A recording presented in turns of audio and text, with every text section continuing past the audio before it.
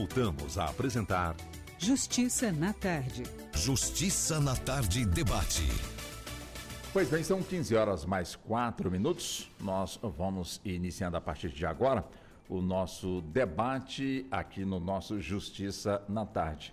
O debate de hoje, ele vai ser realizado no sentido de levar mais esclarecimentos para as pessoas que, de alguma forma, estão aí acompanhando publicidades, tanto nas mídias com imagens, nas TVs, nas redes sociais, no rádio, enfim. Então, o nosso assunto é justamente levar para você mais detalhes, mais esclarecimentos, até que ponto também essas publicidades estão autorizadas a serem divulgadas, né? Então, existe todo um conceito, toda uma norma, e foi justamente numa dessas que uma empresa jornalística acabou, portanto, aí sendo alcançada pela justiça, que acabou condenando aí a pagar aí, portanto, aí pela sua veiculação, a efetuar, portanto, aí ao pagamento por danos, né, causados aí, portanto, à comunidade. Bom, nós vamos então iniciar este assunto com o Dr. Fabrício Reis, ele que é advogado, especialista no direito à saúde e também direito dos pacientes, ele que é vice-presidente da Comissão de Direito da Saúde da OAB-DF.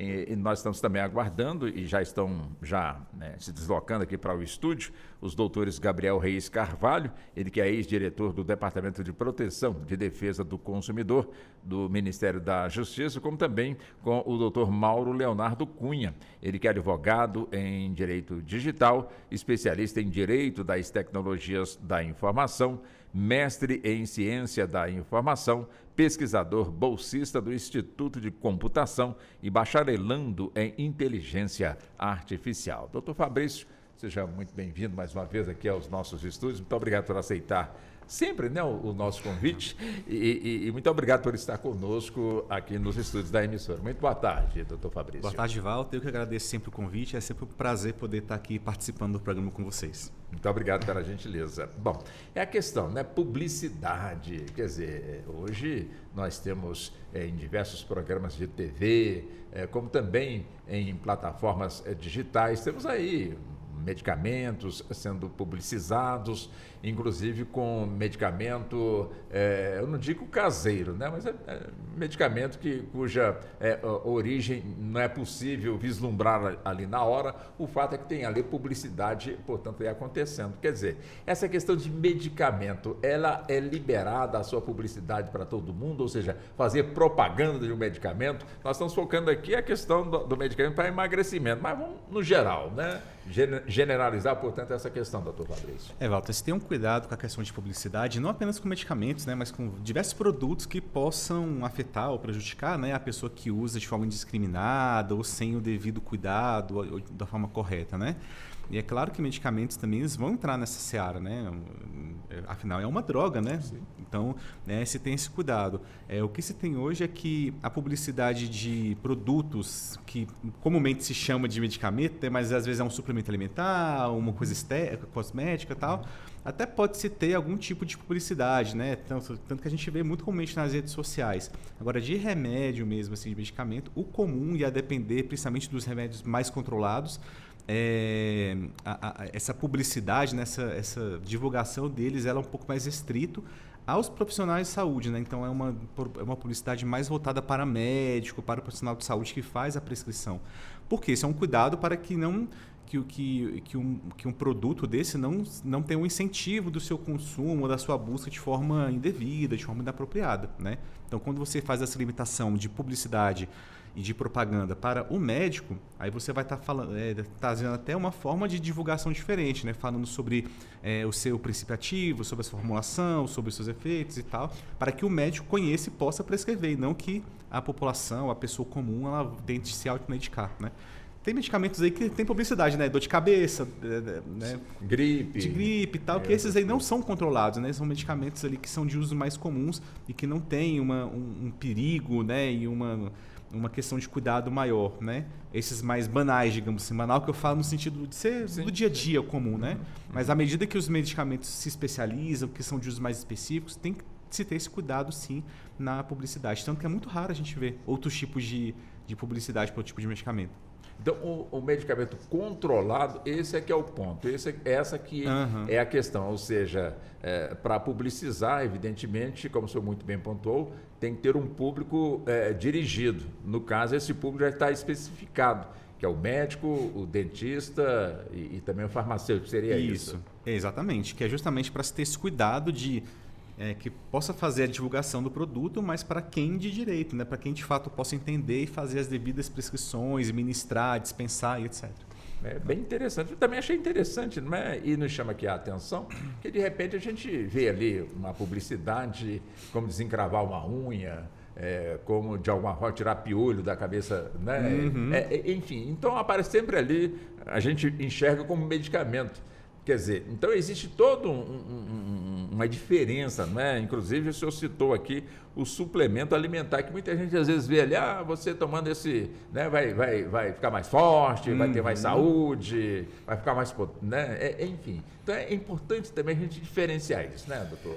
Porque nós temos os medicamentos, né, que normalmente são feitos em laboratório, né, que são os comprimidos e tal, temos os produtos fitoterápicos, que são originários ali mais de uma origem natural, né, de uma planta, de uma flor. Tem os suplementos alimentares, então tem uma série longa aí de, vamos assim dizer, de produtos relacionados à saúde, mas a gente acaba falando como é tudo remédio, né? Fala que é tudo remédio porque é o popular, né?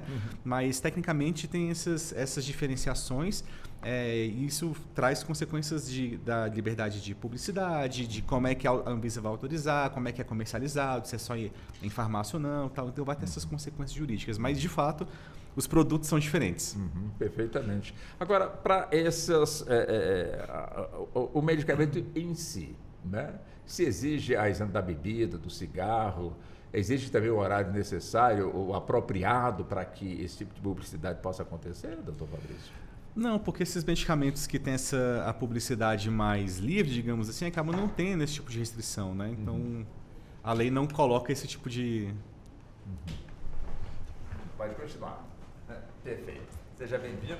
Também chegando aqui conosco, claro, né? O nosso doutor Gabriel Reis Carvalho, também para participar conosco aqui desse nosso debate, que é um assunto interessante.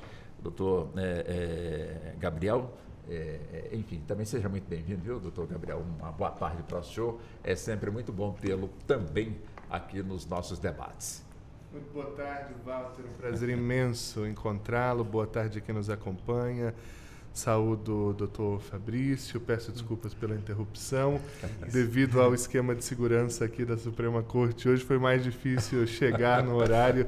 Peço desculpas e desejo que tenhamos um excelente diálogo. Sem problema. Então, eu também avanço com o senhor, como também já avancei aqui com o doutor Fabrício, doutor Gabriel. Doutor Gabriel, que inclusive, como eu citei o doutor Fabrício, né, o doutor Fabrício é advogado especializado no direito à saúde e direito dos pacientes, como também é vice-presidente da Comissão de Direito da Saúde da OABDF. E o doutor Gabriel Reis Carvalho, especialista no direito do consumidor, e o doutor Gabriel também já foi diretor do Departamento de Proteção de Defesa do Consumidor, que é um órgão, portanto, do Ministério aí da Saúde. Questão de medicamento é o que nós estamos abordando, e o senhor sabe da pauta, né, doutor Gabriel, onde a questão é a publicidade. Ou seja, fazer publicidade de medicamento tem regras, evidentemente, como já apontou aqui o doutor Fabrício, e reforçando também com o senhor, a gente gostaria de ouvi-lo a respeito dessa questão, doutor Gabriel. Pois é, Walter, eu digo inicialmente que nós estamos lidando com um tema complexo, sob todas as perspectivas, porque é um tema que atravessa múltiplas áreas do conhecimento e do direito. A publicidade por si só já é um fenômeno complexo. Quando nós falamos de publicidade de alguns itens específicos, como alimentos e mais ainda medicamentos, o tema toma uma proporção ainda maior. Além disso, nós temos aqui a necessidade de um olhar muito amplo, porque é um tema que vai tocar a saúde, a publicidade, a defesa do consumidor, a economia.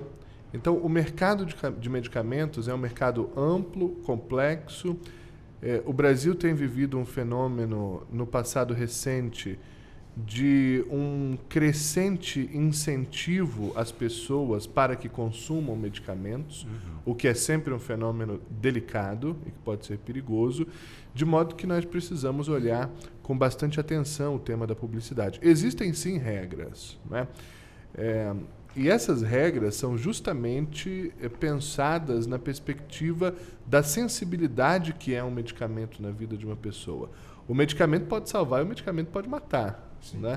Então, por essa razão, é preciso que haja regras, como de fato há, muito mais rígidas, né, muito mais restritivas do que noutras áreas. Né? Por exemplo, uma publicidade de um veículo, de um item de vestuário. Então, boa parte dos medicamentos nem sequer pode ser objeto de publicidade voltada ao grande público. Né? Então, aqueles medicamentos que a gente costuma consumir, que tenham a tarja, ou a tarja vermelha, ou a tarja preta, não podem ser objeto de publicidade para o consumidor, apenas para profissionais envolvidos na área da saúde que possam prescrever ou dispensar aquele medicamento.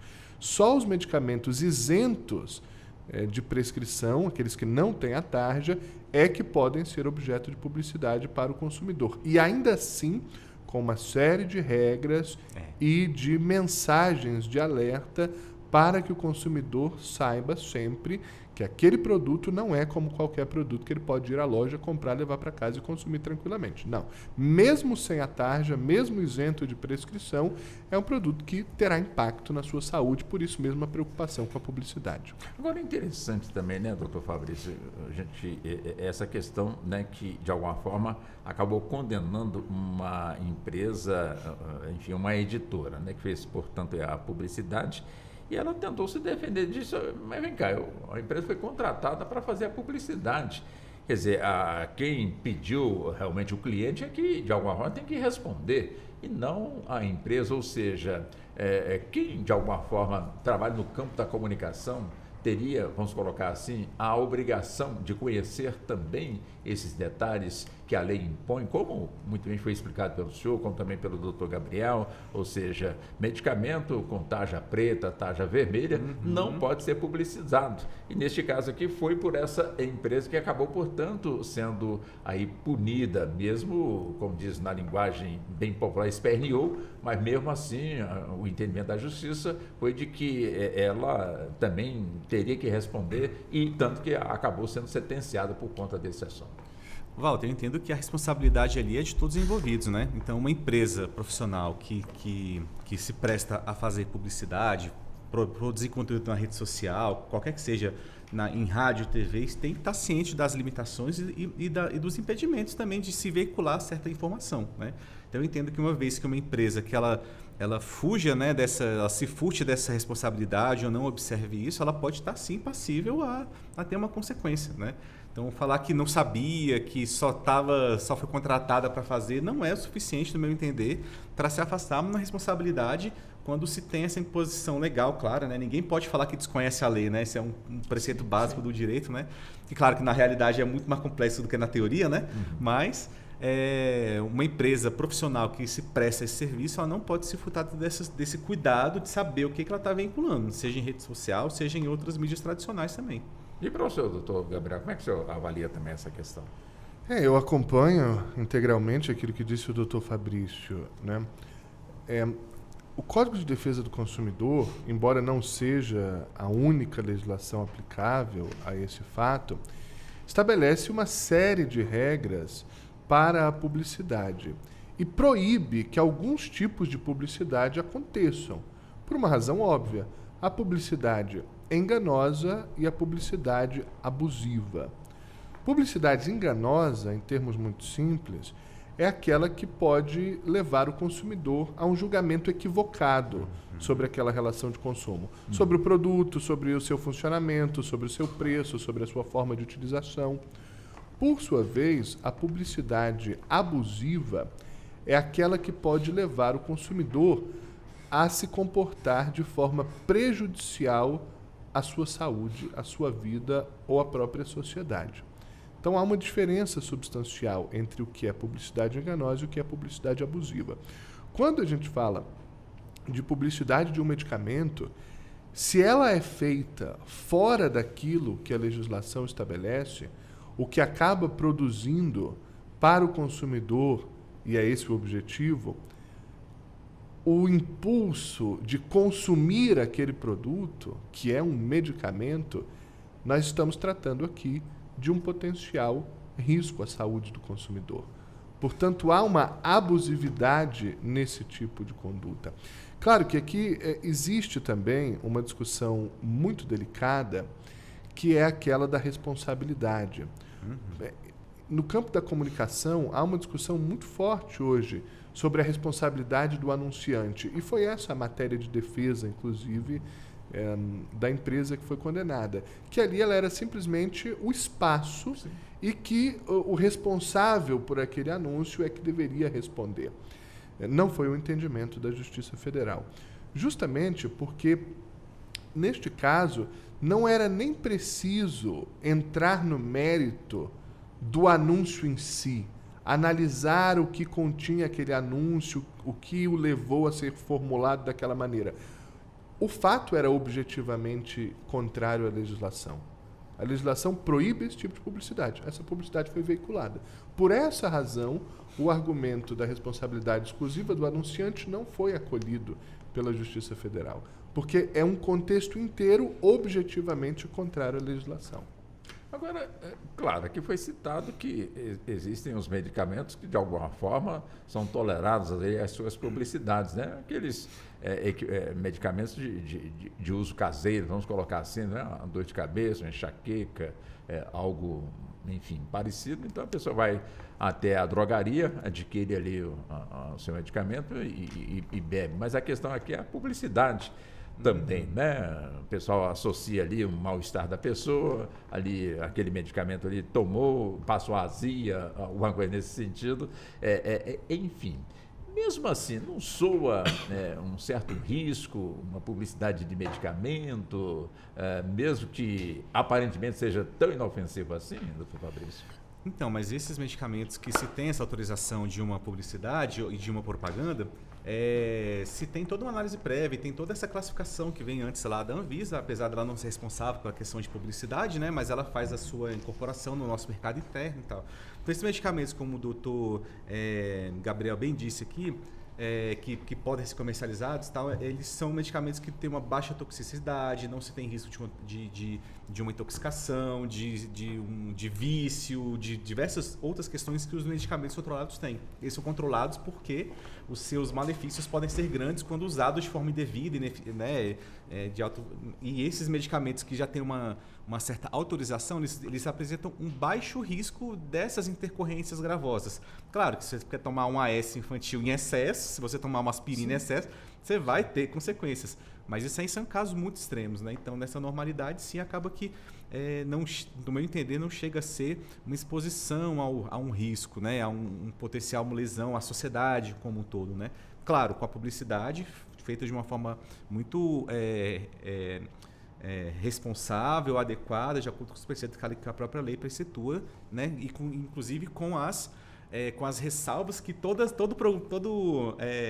propaganda de medicamento tem, né? Em casos de dengue não pode usar, se continuar os sintomas procurar um médico e tal, que são informações importantes ali para trazer uma conscientização para a população que aquilo ali não é uma coisa que pode ser usada de forma indiscriminada, mas sim com uso muito específico. Perfeito. Bom, também conosco o doutor Mauro Leonardo Cunha, como já anunciamos, né? Ele que é advogado em Direito Digital, especialista no Direito das Tecnologias da Informação, mestre em Ciência da Informação, pesquisador bolsista do Instituto de Computação e bacharelando em Inteligência Artificial. Também seja muito bem-vindo, doutor Mauro. Nós compreendemos a dificuldade para chegar aqui, a gente entende perfeitamente, pedimos até desculpas, né? Mas, enfim, né? Desculpas ao senhor, mas vamos integrar. Ainda temos bastante tempo para que possamos, então, avançar nesse nosso debate. Seja muito bem-vindo, obrigado por aceitar o nosso convite. E já vou direto, né, também buscando com o senhor a opinião do senhor em relação a essa questão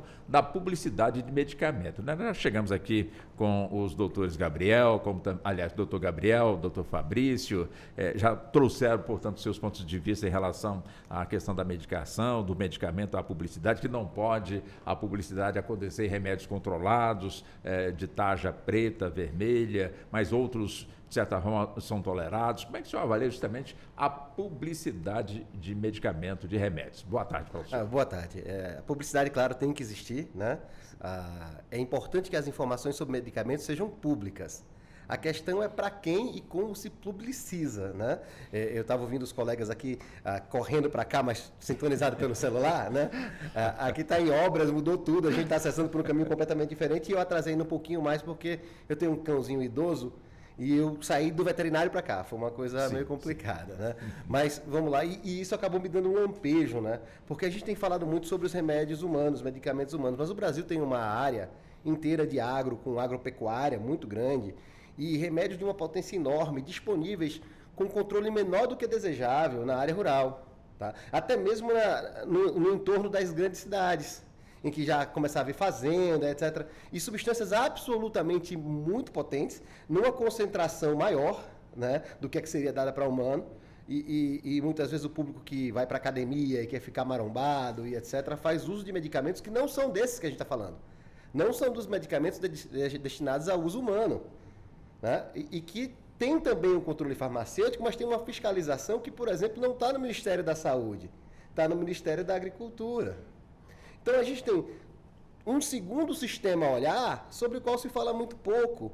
E não tenha dúvida de que tanto na internet, mais comum nas redes sociais, e muito pior ainda, naquilo que a gente chama Dark Web, né, tem de tudo com essas substâncias de uso veterinário, né?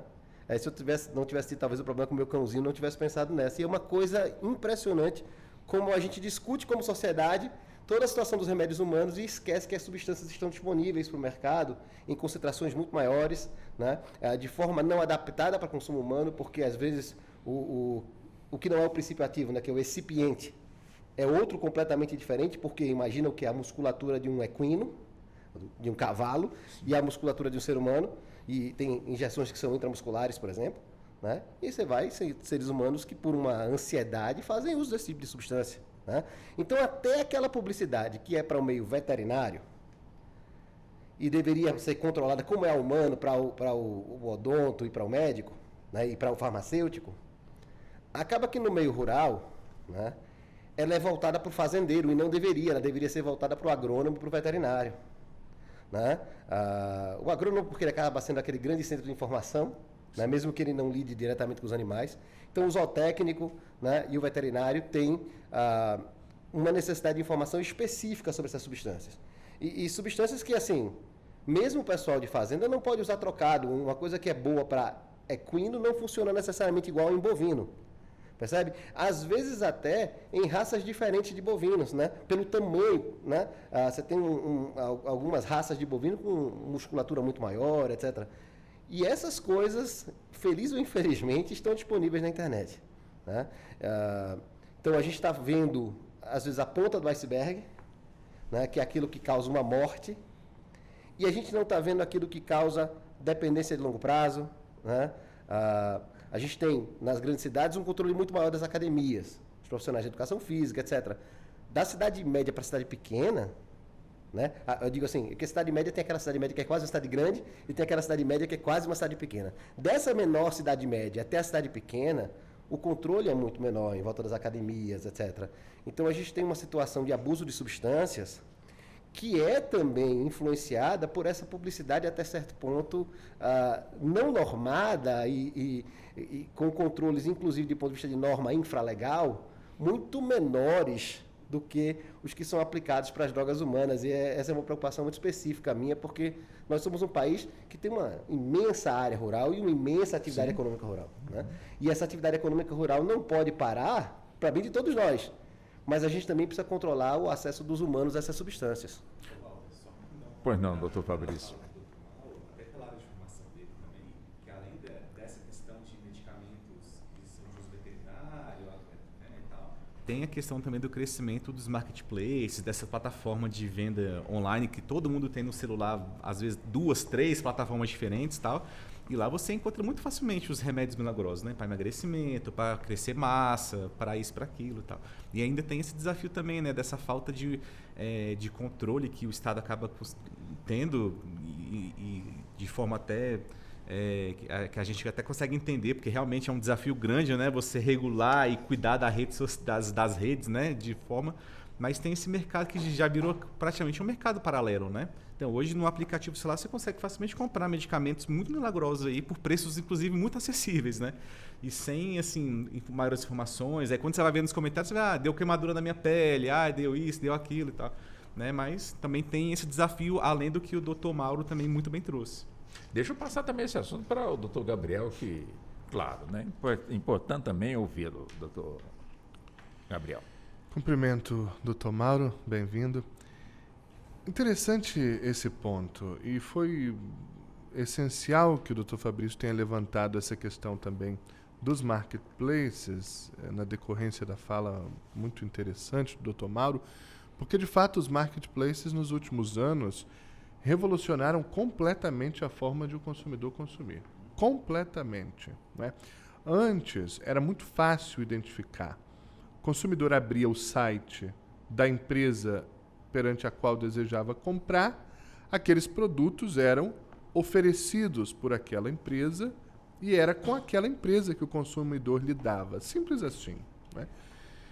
Os marketplaces chegaram para ficar, é um fenômeno absolutamente incontornável.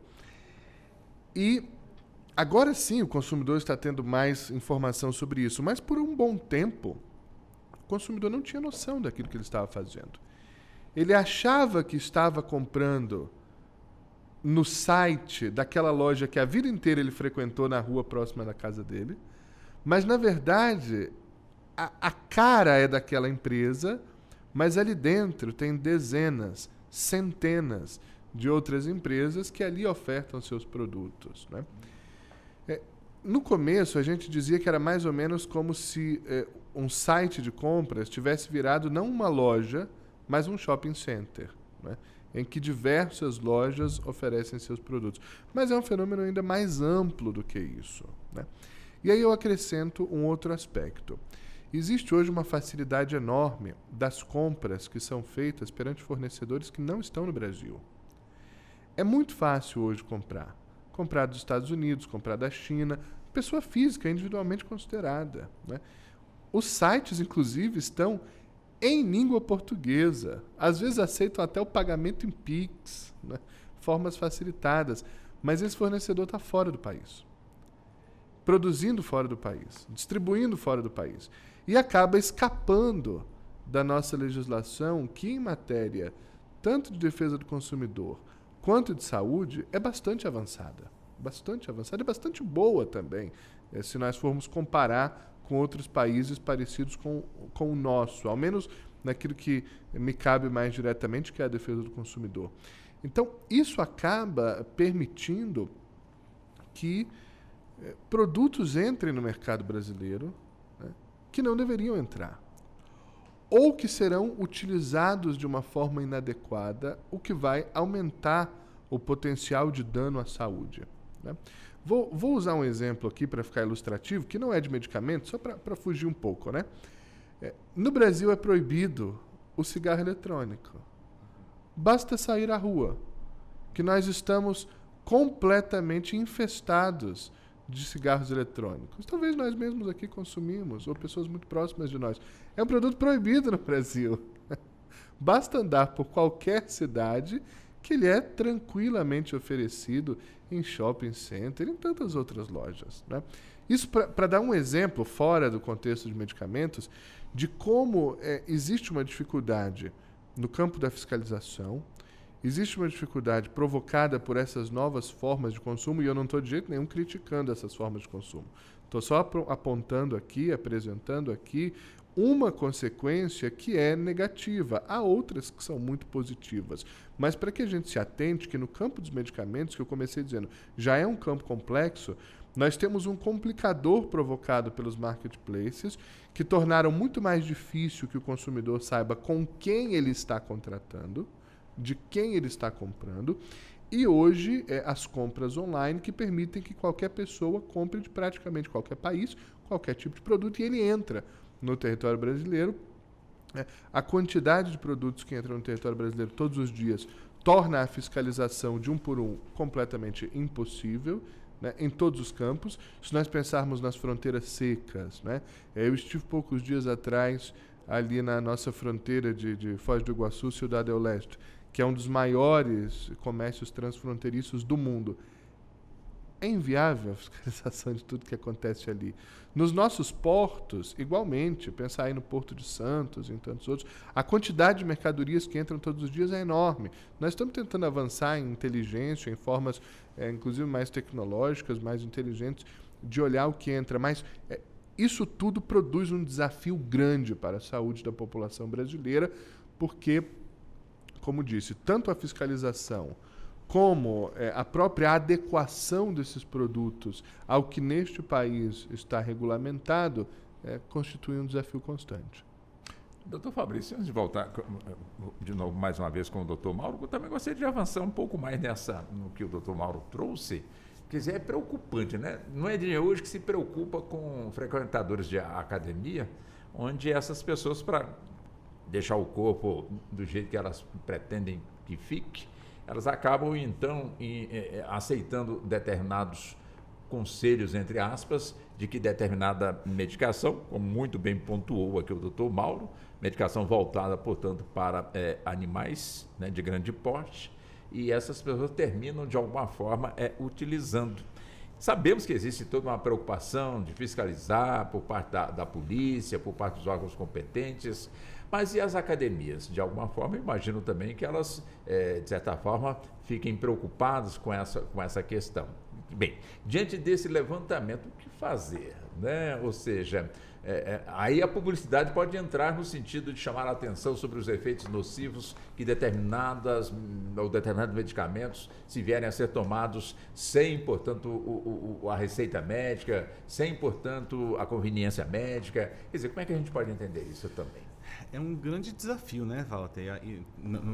Muitas pessoas não acreditam muito, mas eu sempre aposto muito na questão de campanhas de conscientização, de esclarecimento, né, principalmente com questões de redes sociais, né, e tentar trazer essas campanhas de conscientização para uma linguagem mais contemporânea da rede social, né, e não ficar muito preso naquela linguagem da mídia tradicional muito antiga, que já era uma outra época de comunicação, era uma outra forma de se ver o mundo e tal.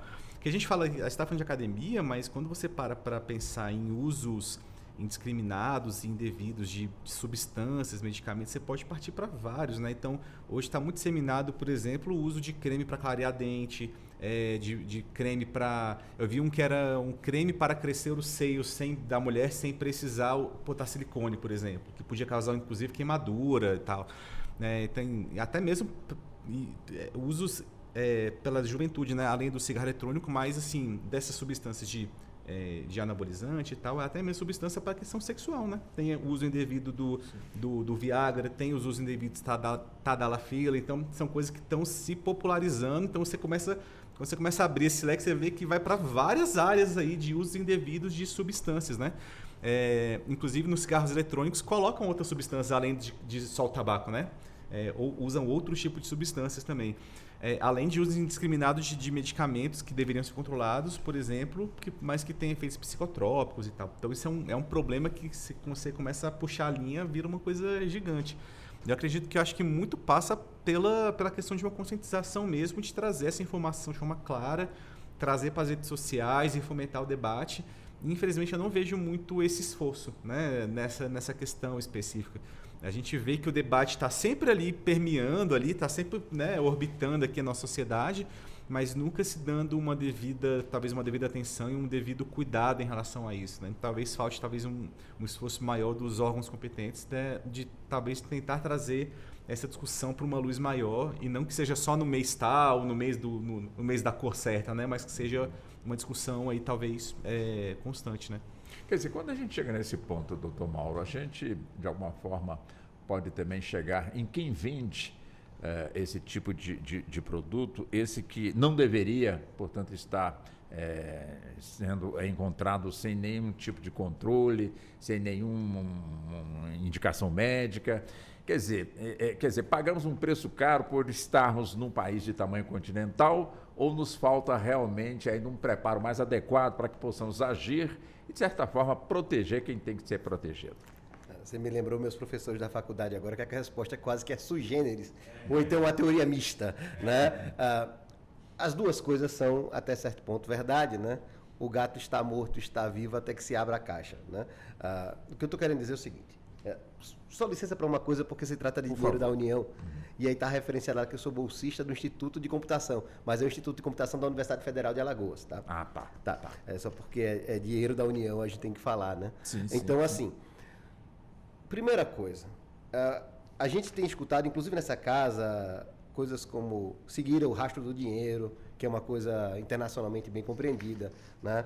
Fake news. Nessa área de saúde também há muito fake news, há muito negacionismo. Então, essa casa já está construindo ferramentas jurídicas que são de provável e diria de até certa forma fácil aplicação, transmutação da área eleitoral para a área do direito de saúde, para a área do direito de consumo, né?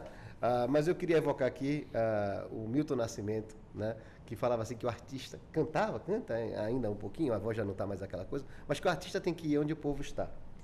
E muitas vezes o Estado nacional brasileiro é muito antiquado. Quando ele faz campanha de vacinação, ele é muito bom.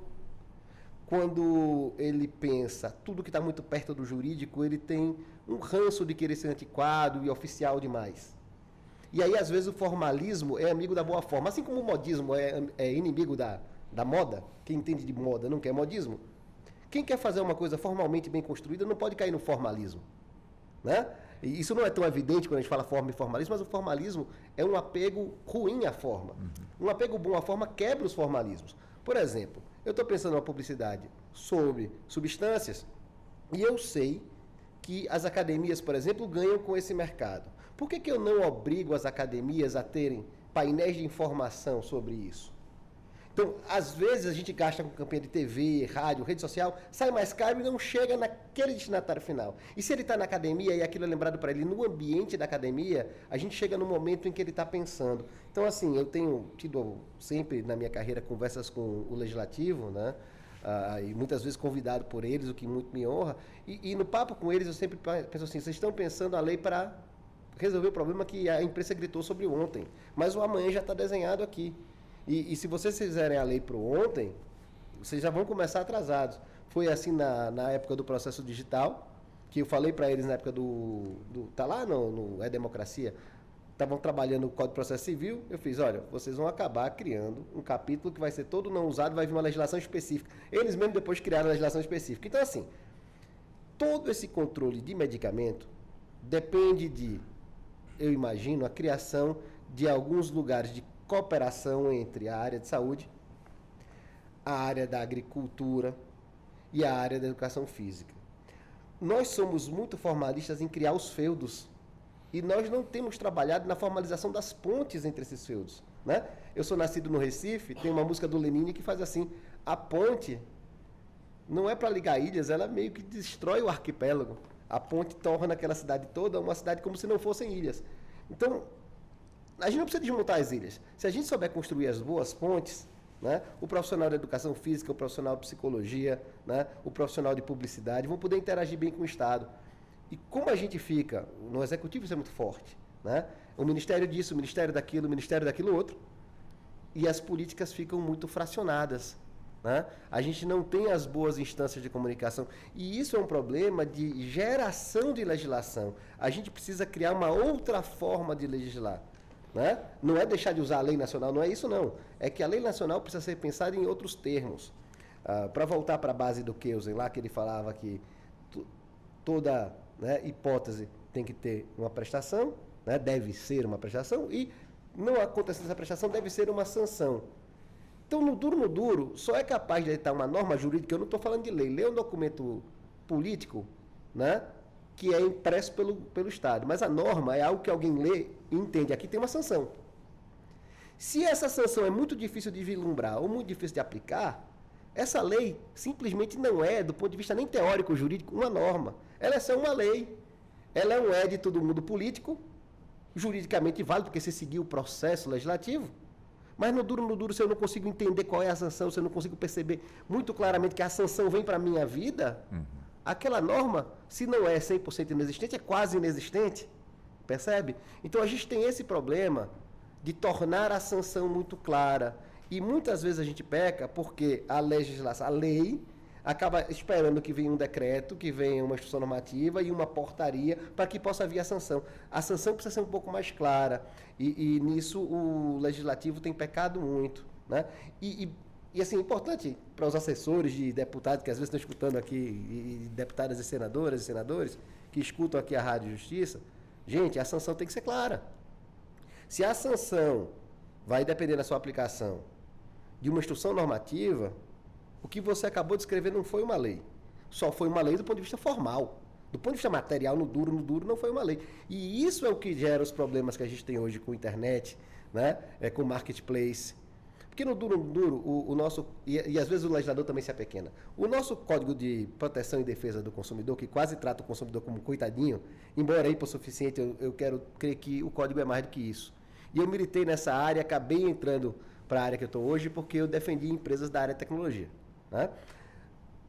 E acontece o seguinte lá em direito de proteção do consumidor. A gente esquece que é muito mais. Aquele código também protege o bom fornecedor. Aquele código também protege a rigidez das boas relações de mercado. Então, aquilo dali, pensando bem, é uma legislação de direito econômico, com repercussões, inclusive, para a saúde do povo. Tanto que a gente está falando aqui hoje de direito consumidor ligado à saúde, ligado a direito à informação, mas direito à informação é... assim, absolutamente básico para o direito do consumidor. O consumidor não bem informado é um consumidor que está sofrendo lesão. E, da mesma forma, na Constituição, o direito à informação é algo muito sagrado. Só que quando o mundo jurídico brasileiro, ainda hoje, porque nós somos gerações de imigrantes digitais, se depara com o computador, a gente para e pensa, tem um mundo real e tem um mundo virtual. Não, gente. A vida real das pessoas migrou para o celular. Né? Minha filha hoje tem 16 anos, quando ela tinha 12, ela me perguntou o que era um canal de TV. Percebam? Então, uma estação de rádio é algo difícil para ela compreender. Nós estamos aqui numa realidade... Hoje ela já entende, mas ela aprendeu primeiro o que era o streaming, primeiro o que era uma playlist, e depois o que é uma estação de rádio. Percebem? E eu acho que a rádio é mãe de tudo isso, e eu sou um apaixonado pelo rádio, como eu já te falei algumas vezes, né? Que rádio com o celular na mão, rádio... Cara, o que é a indústria do podcast se não é a cópia do rádio? Sim. É a cópia do rádio, né? Com toda a sua pujança. É um meio de comunicação ali, é rádio, eles estão apenas filmando o programa de rádio. Então, eu acredito que o rádio, né, esta rádio em específico, tem muito poder para quebrar esses problemas de informação que vem muito formatadinho, né? A televisão reproduz, a grande mídia reproduz. O ácido está aqui. Num programa de rádio a gente consegue falar sobre esse problema de uma forma que talvez a gente não conseguisse em outros meios. Veja, eu estou falando de como essa rádio aqui é importante para que o povo brasileiro possa pensar. Muitas vezes, a gente tem radialista do interior que escuta a Rádio Justiça e repercute lá no programinha do interior esses argumentos que a gente está fazendo aqui. Quando a gente viaja muito, a gente acaba sentindo isso, né? Ou aquilo que você falou na Voz do Brasil, o cara repercute durante o programa dele. Tá? Então, assim, eu acredito que o que a gente está fazendo aqui hoje é muito importante. As pessoas têm usado substância, às quais elas antes não tinham acesso, né? E essa coisa do acesso à substância é um pouco como uma coisa do acesso à informação. Se o sujeito que acessa a informação não tem o conhecimento e a sabedoria necessários, aquela informação para ele não é informação, é talvez dado. E ele vai ter muito acesso, mas pouca capacidade de interpretação. Com as substâncias também.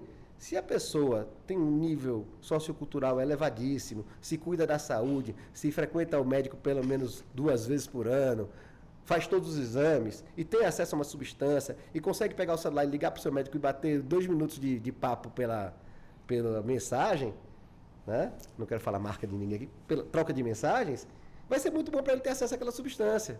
Às vezes o médico já responde uma receita para ele pelo próprio aplicativo de mensagem. E essa receita digital hoje a gente usa na farmácia. Agora, o acesso à substância sem o acesso à educação... Então, veja, a gente acaba batendo no direito à educação como direito fundamental do cidadão.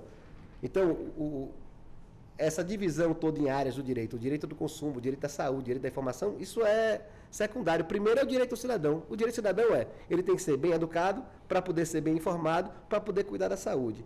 E esse cidadão educado, bem informado, que cuida da saúde, economiza muito dinheiro do SUS. Então, eu estou levando isso aqui para direito já administrativo fiscal.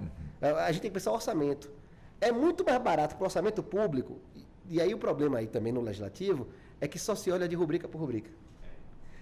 Então, a gente precisa pensar, informar bem o cidadão sobre substâncias, tem que impacto no orçamento do SUS? Né? Então, essa é uma questão que eu acho que, assim, cada vez mais, se a gente começar a trazer para debates como esse nosso hoje, um colega que sabe do orçamento da União, a gente vai começar a dizer, poxa, olha quanto é que o SUS gastou com isso esse ano. Está aí um número que eu acho interessante, né? Talvez até ele me substitua no debate desse. Mas eu acho que esses profissionais capazes de entrar no mundo da matemática e do dinheiro, com argumento jurídico, e mostrar, olha quanto é que custa não tratar desse problema como a gente devia. Aí esse problema estoura na mão do SUS. Perfeito. Deixa eu passar também para o doutor Gabriel. Interessante, né, o que está sendo aqui colocado, ou seja, um assunto que a gente imaginava que, de alguma forma, pudesse ser de fácil solução. Mas pelo que nós estamos compreendendo aqui, né, doutor Gabriel, como também doutor Mauro, doutor Fabrício, o que os senhores estão colocando aqui, dá para entender que a questão é bem mais ampla do que se imagina em termos de encontrar e impor soluções, né, doutor Gabriel?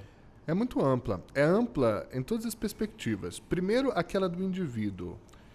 A pessoa individualmente considerada na sua saúde. Né? Esse é um tema da mais alta relevância para a pessoa. Né? Seja em relação ao cuidado com a sua saúde, seja em relação a assuntos que estão correlatos e que para muita gente é muito importante. A própria questão da estética, por exemplo. Né? A gente tem discutido nos últimos meses os impactos dos emagrecedores. Né?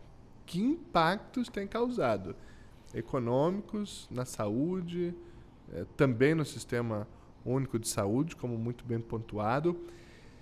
É uma questão que toca em várias esferas, como acaba de ser dito, né, do orçamento público, às relações econômicas, às relações de consumo. E aí eu queria trazer um outro aspecto, Walter, para contribuir com a discussão, pensando na perspectiva agora do indivíduo e daquela decisão que nos trouxe aqui hoje para abrir esse horizonte todo, né?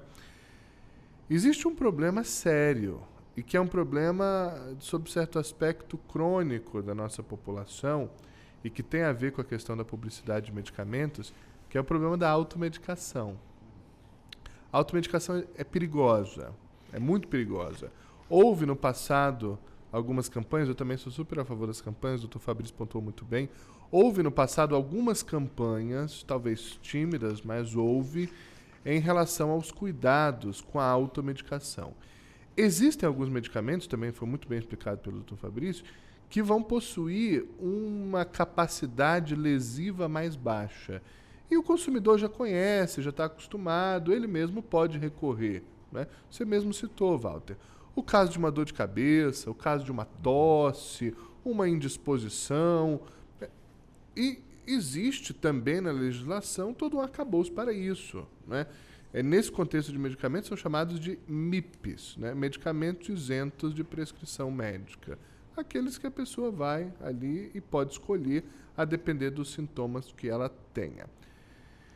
Apesar disso ser permitido, nós não podemos passar daqui para a linha da automedicação.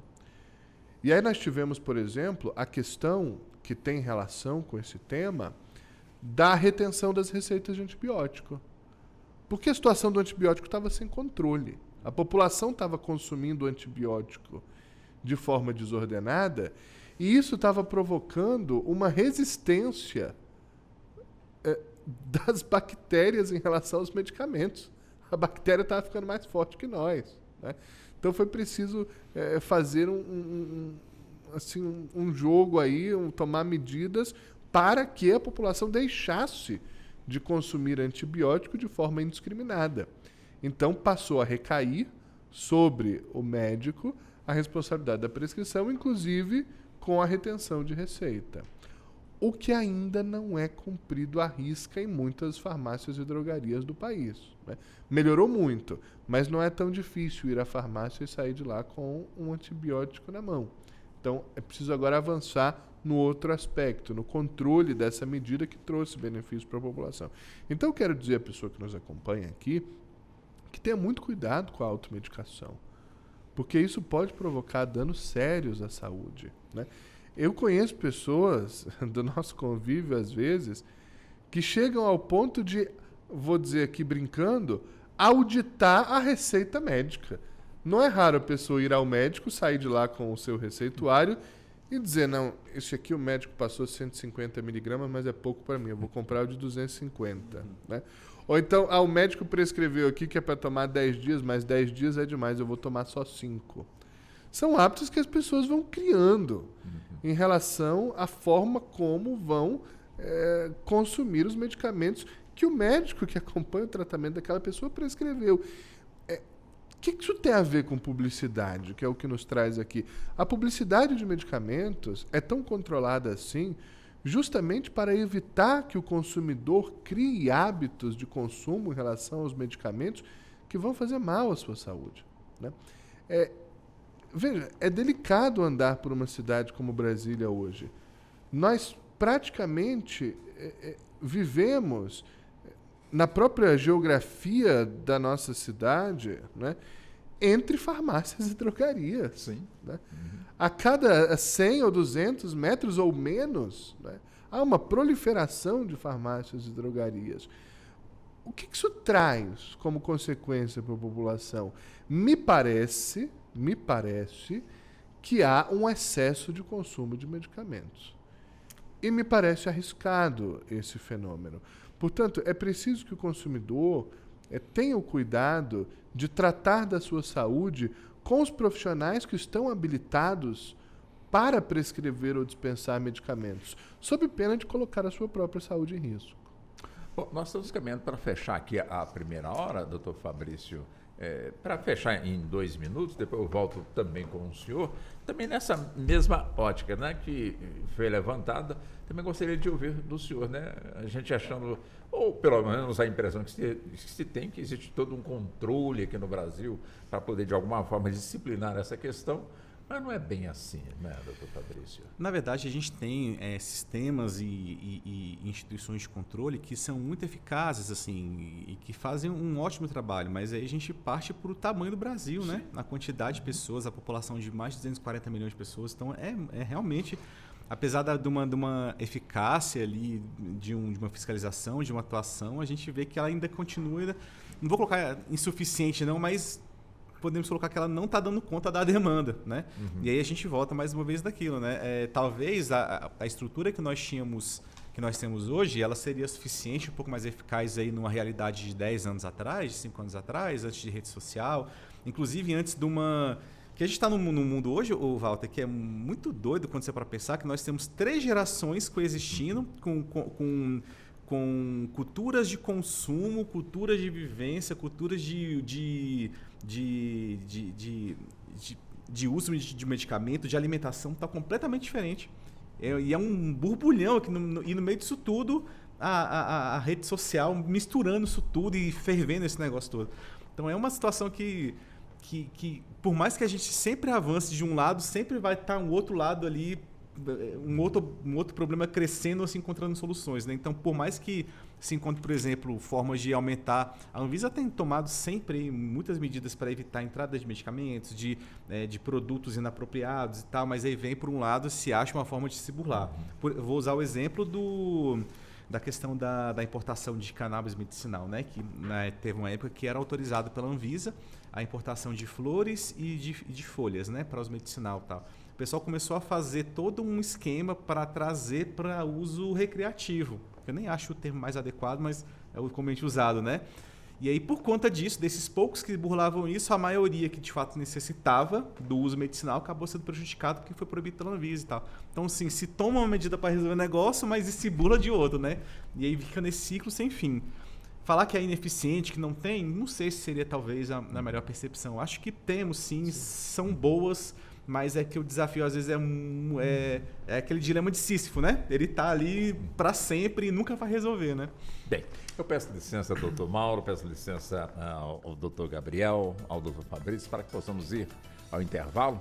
A primeira hora já está, portanto, vencida, mas daqui a pouquinho a gente retorna e vamos dar sequência ao debate dentro do Justiça na Tarde. Até já.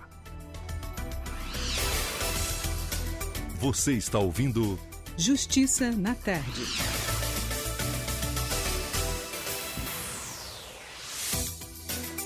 Voltamos a apresentar Justiça na Tarde. Justiça na Tarde Debate. Pois bem, vamos nós já entrando na segunda hora do programa, e o programa hoje está justamente abordando, debatendo aqui com os nossos convidados a maneira em que o remédio, a medicação, o medicamento chega até você e de que forma também você tem esse contato com esse medicamento. Quer dizer, em forma normal a gente tem a impressão de que existe todo um controle e que está tudo certo. Ou seja, você chega na drogaria, uma medicação que não precisa de um receituário médico, você adquire de forma tranquila. Quer dizer, presume-se também que para adquirir uma medicação que tem o controle, tem a tarja ali nas suas cores, é necessária a apresentação, portanto, deste documento de fé pública, assinado por uma autoridade, no caso um médico, para você então obter aquele medicamento. Então, presumimos também de que isso acontece dessa forma. Mas só que também nós colocamos aqui desse nosso Brasil de tamanho continental, né? Onde nós começamos abordando na publicidade, aquela publicidade clássica, TV, rádio, só que hoje a realidade é outra e estamos enfrentando, portanto, essa realidade, enfrentando no sentido de que não conhecemos tudo. Ou conhecemos muito pouco, portanto, aí dessa nova ferramenta, portanto, chamada, portanto, de comunicação virtual. É por onde também se inunda no sentido de colocar de forma farta determinadas publicidades e, como estamos focando aqui, portanto, a medicação, o remédio, como também fiscalizar, entrar e principalmente orientar a população para não se deixar levar de que se você tomar aquela medicação você vai emagrecer, se você tomar aquele outro tipo de medicação você vai ficar com o corpo realmente da forma que você quer, enfim. Então são várias as questões e nós estamos abordando este assunto com os nossos convidados, Dr. Fabrício Reis. Dr. Fabrício, que é advogado especializado no direito à saúde e direito dos pacientes, ele que é vice-presidente da Comissão de Direito da Saúde da OAB-DF, também com o Dr. Gabriel Reis Carvalho, que é advogado, ele que foi diretor do Departamento de Proteção e Defesa do Consumidor do Ministério da Justiça, e também com o Dr. Mauro Leonardo Cunha, que é advogado em Direito Digital, especialista em Direito das Tecnologias da Informação, mestre em Ciência da Informação, pesquisador bolsista do Instituto de Computação da Universidade de Alagoas, ele também é bacharelando em Inteligência Artificial. Eu queria que o senhor complementasse, doutor Fabrício, antes de eu passar aqui para o doutor Mauro e voltar com o doutor Gabriel, justamente esse aspecto, né? Ou seja, desse nosso Brasil, né, de tamanho gigante e que nós, de alguma forma, ainda não conseguimos, ao que parece, chegar lá no sentido de dar essa garantia de segurança para que as pessoas, de alguma maneira, estão ali obtendo aquela informação para que ela, de alguma forma, ela saiba processar aquela medicação, mas desde que ela venha realmente de forma natural, normal e chegue até essa pessoa encaminhada por quem de direito. Pois é, então como a gente estava falando, né, o Brasil, enquanto uma extensão geográfica, ele apresenta toda essa dificuldade, né, esse desafio muito grande, que não é só o geográfico, é cultural, é regional, tem um monte de outros, né, outros meandros ali. E se você para pensar, e a gente voltando um pouquinho no que a gente já falou bastante, se você voltar para pensar que já temos o desafio dessa extensão regional da física do Brasil, aí você passa para a extensão digital, que é infinita, que não se tem uma mensuração, né? Aí você vê que é realmente um desafio complexo, né? Que a gente já falou aqui da questão dos marketplaces, dos sites que não estão no Brasil, mas está em português, mas aceita Pix, então as coisas chegam pelo correio, você não sabe muito bem de onde veio a coisa, mas você sabe que chega na sua casa. É muito complexo e eu queria até pegar um gancho que eu estava pensando aqui durante o intervalo, nessa questão do uso de medicamentos e tal. Talvez o doutor Mauro possa até falar com mais propriedade, né? Mas eu jogo a bola para ele fazer o gol. da questão da responsabilização e de um olhar cuidadoso para os influencers digitais, né? Então eu estava pensando aqui que toda aquela situação que nós estamos tendo com as bets hoje, com aplicativos de aposta, esses cassinos online e tal, que acabou sobrando e tendo uma consequência para os influenciadores que têm sim uma responsabilidade, né, de trazer informação, tal, que talvez chegue também para essa questão mais de uso de produtos relacionados à saúde ou à estética, emagrecimento e tal, que possam ser nocivos e tal. Que é muito comum a gente ver aí influenciadoras aí que a cada semana está oferecendo um produto novo. Aí tem um que faz crescer o seio, aí tem um que faz o cabelo ficar maravilhoso, aí tem um que faz bronzear, tem outro que emagrece e tal. E tudo você não sabe quais são as substâncias, você não sabe o que faz bem, o que faz mal, de onde vem e tal.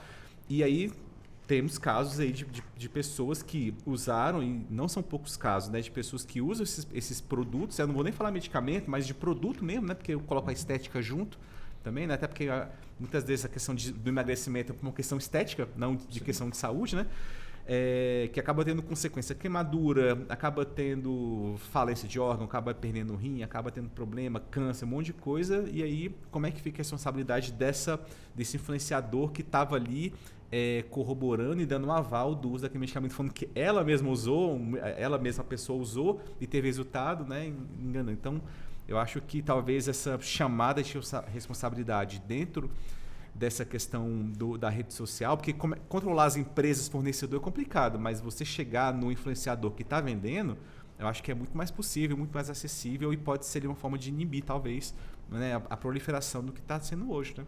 Como disse o doutor Fabrício, a bola foi levantada e chegou até o senhor, doutor Mauro. Vamos lá. A situação é realmente difícil porque no capitalismo há um incentivo muito grande à automedicação. A gente não pode esquecer disso. Quando eu era criança, eu me lembro que o Estado brasileiro virou a chave para fazer as campanhas contra o fumo. Lá vou eu com 50 anos de idade, então já é uma política pública de muito tempo. Hoje eu viajo e vejo que lá fora, em geral, se fuma muito mais do que no Brasil. Né? Então, uma política pública que é adotada como política pública de Estado, que vence a barreira de pertencer só a um governo. Né? Eu me lembro que essas campanhas foram levantadas, né? E na época eram vistas como autocráticas e resto do regime militar. E havia um clima de democratização, as pessoas diziam, como assim eu não posso fumar? Minha liberdade está sendo tolhida. Mas em lugar público, a outra pessoa vai respirar a sua fumaça, né? Então, mas naquela época, se a gente vai assistir os programas de TV da época, né? Da TV pública, então eu posso falar o nome do Roda Viva, né?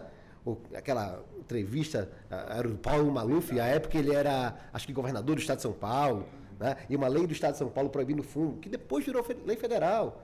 E hoje em dia ninguém mais discute, não é uma questão partidária, virou de Estado. Então a questão partidária na época da formulação, gente, quando a política pública está boa, ela tem que ser política de Estado.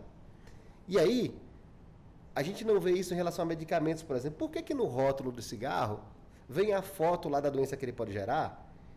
E nas bulas de medicamento não vem alerta contra a automedicação, ou até na caixinha mesmo, nos ambientes de farmácia. Por que no ambiente de farmácia está lá para vender o remédio, está iluminado como se fosse um produto quase que da moda, né? É uma estética linda para vender algo que deveria ser básico, né?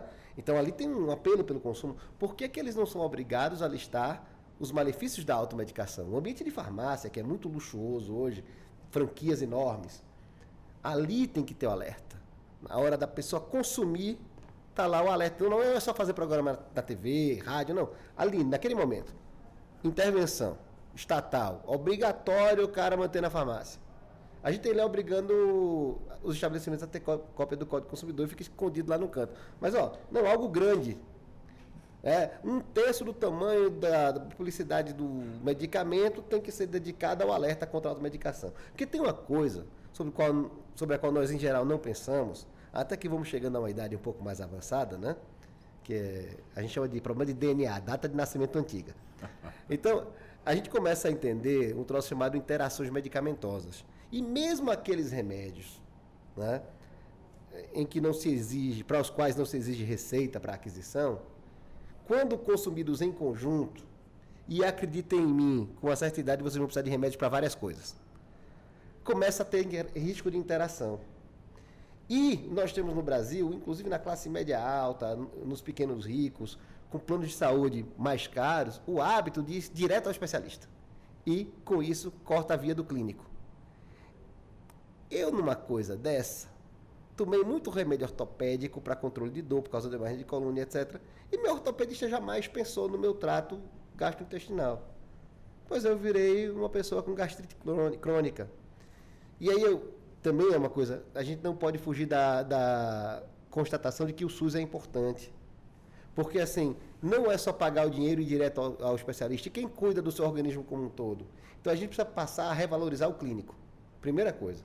Nós não temos, em geral, médicos de referência nas parcelas mais abastadas da população.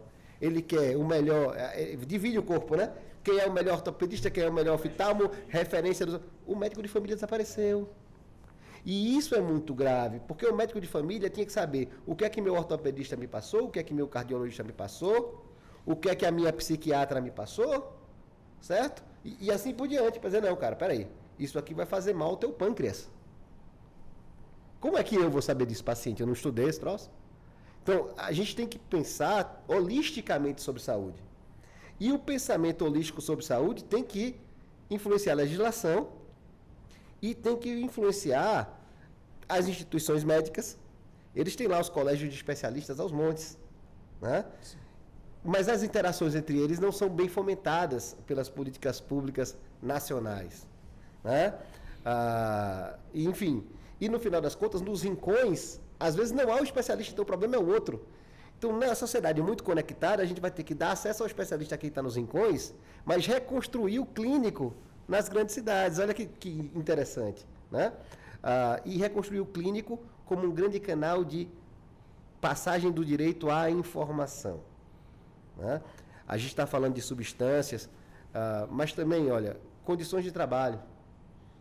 Condições de trabalho que um médico ou um engenheiro de segurança trabalha avalia. E muitas vezes o discurso sobre isso não chega lá na ponta. A gente está falando aqui de normas sobre saúde serem bem divulgadas de forma compreensível. Mas isso tem dois níveis. O primeiro é que a norma sobre saúde precisa ser bem escrita. E precisa ser escrita pensando no cidadão. Ela pode até pensar no médico, pensar no enfermeiro, pensar no veterinário, pensar no farmacêutico, pode. Mas esses profissionais têm que ser pensados no segundo plano. Porque eles têm mais como se defender. Quem tem menos como se defender é o cidadão leigo, que pode ser levado a erro pela legislação que peca pelo excesso de tecnicismo. Então a gente precisa ter lei, né, muito clara, falando a linguagem simples do cidadão sobre saúde, sobre consumo, sobre substâncias químicas, sobre o que é droga. Porque, por exemplo, a gente tem uma imprensa que fala o tempo todo contra drogas. Um país cuja economia cresceu baseada no café, que é um psicotrópico. As pessoas falam, eu sou contra drogas. Você inclui álcool e cigarro nisso, café? Até uma certa idade, açúcar é droga? Vocês incluem isso? Então, tem uma moralização excessiva, um trato religioso excessivo, de certo discurso, e isso é grave, porque você vai pegando no âmago da crença das pessoas. E a gente precisa trazer um pouquinho de esclarecimento para as pessoas. Dizer, olha, tudo que você consome com uma finalidade muito específica e não é alimentar, é droga. Qualquer substância que você está consumindo é para uma dor de cabeça, não, é aqui para eu me divertir um pouquinho, esse álcool que você está tomando é droga. Não, eu estou tomando um copo de vinho para rezar, é droga. Então a gente precisa primeiro informar para as pessoas que tudo é droga e que aquele remédio que você está tomando, que não tem nenhuma restrição, cuja bula você não leu, não pode ser consumido junto com álcool, por exemplo, que também é liberado e não precisa de prescrição. Então, às vezes, a interação vem de um remédio com outro remédio, às vezes vem do remédio com a bebida alcoólica. Percebe? E isso tem ainda intervalos de distância de tempo que a pessoa tem que guardar, a depender do peso dela, se aquela droga foi tomada em jejum ou com comida, e assim por diante. Então, assim, essas informações precisam estar à disposição. Hoje em dia, informação sobre bula, se você procurar bula de qualquer remédio, está lá disponível. Você vai naquele buscador famoso, né, dos bilionários americanos, você coloca lá o nome do remédio, genérico, vai aparecer a substância. E vai aparecer bula daquele troço. Então tem muita informação. E as bulas hoje em dia têm uma área de informação ao paciente. Aquela informação ao paciente tem que ser lida, gente. Ela não está lá por acaso. Tem informação que é só para o médico e tem informação para o paciente. E aquela informação é mais simples. E, muitas vezes, para substâncias mais comuns, inclusive há vídeos do YouTube, etc. E aí me preocupa, de novo, a questão da plataforma. Porque a pessoa vem pela busca da bula, acha um influencer e procura. Se eu, como Estado, tentar controlar pelo influencer, eu nunca vou chegar, até porque o influencer pode residir fora do Brasil e fazer um negócio muito lucrativo fora disso, sendo ele brasileiro ou não. Então não adianta fazer lei nacional para coibir isso tratando com o influencer na ponta. A gente tem que atacar as grandes plataformas, que são os que mais lucram com isso. E aí eu vou direto naquele princípio do Código de Proteção e Defesa do Consumidor, que é um pouco mais que isso, né? Defesa do próprio mercado interno brasileiro e dos bons fornecedores, e dizer, olha, eu preciso responsabilizar as plataformas que muito dinheiro ganham em cima disso. E assim, a responsabilidade delas não precisa ser dependente de muita prova, não. Assim como o Estado responde objetivamente porque é um gigante, o que eu defendo é que essas plataformas respondam objetivamente. E que o resto do Estado haja um pouco como agiu o TSE, na questão das campanhas políticas. A gente está criando um paradigma que é bom. Tem aqui, talvez, ali uma aresta que precisa ser lixada. Todos nós somos humanos e todos imperfeitos, inclusive os ministros do Supremo. Mas o que eles estão fazendo é maravilhoso. Tá? Então eu sou capaz de fazer um elogio sem ficar com tietagem, né? Está sendo feita uma coisa maravilhosa, que tem muito de bom para trazer à sociedade e que tem um defeitinho aqui e ali. E nós vamos, na democracia, resolver isso. Eu tenho grande tranquilidade. Daqui a 15, 20 anos, nós vamos olhar o Brasil e dizer, somos um dos países mais bem colocados em relação ao trato com as plataformas por causa dos problemas que tivemos. Assim como nossa informática bancária ficou muito boa porque nós tivemos a inflação, nos adaptamos a conviver com ela e depois pudemos combatê-la. Aprendemos tanto que o nosso Pix é um sucesso maravilhoso, né? E o Pix não só facilita a vida das pessoas, o Pix coíbe transações fraudulentas porque é muito mais fácil fraudar em dinheiro vivo, fungível, como diziam os professores da Faculdade de Direito, né? Então, assim, o Pix vai identificadinho do meu CPF para o teu CPF ou para o CNPJ da empresa, e isso vai deixando registros, né? E tudo aquilo que a gente fala de siga o dinheiro vai ficar mais fácil. Sim. Né? Se de um lado eu tenho preocupações sobre a privacidade, né? Do outro caem muito as minhas preocupações em relação à possibilidade de fraudar. Então nós temos aqui um Estado que vai tender a uma totipotência, e a gente vai precisar limitar isto, é natural do processo, né? Mas a gente precisa também reconhecer esse Estado está sendo um impeditivo à constituição das plataformas como poderes paraestatais que massacrem os cidadãos. Porque enquanto que o Brasil é um gigante, mas eu sou cidadão dele, né? O peso do poder da União é mas eu sou cidadão, eu não sou cidadão do YouTube, eu não sou cidadão do Google, eu não sou cidadão do X. Talvez agora, por causa desta corte, eu seja um pouquinho. Doutor Gabriel, quer dizer, o tema realmente é importante abordarmos, portanto, aí, da forma que está sendo feita. Aí eu pergunto para o senhor, quer dizer, com a chegada, com a introdução desse fenômeno chamado rede social, onde ali se acha tudo, inclusive fórmulas de medicamentos. Há exemplo de fórmulas também de artefatos explosivos, onde tem gente que, inclusive, consegue fazer.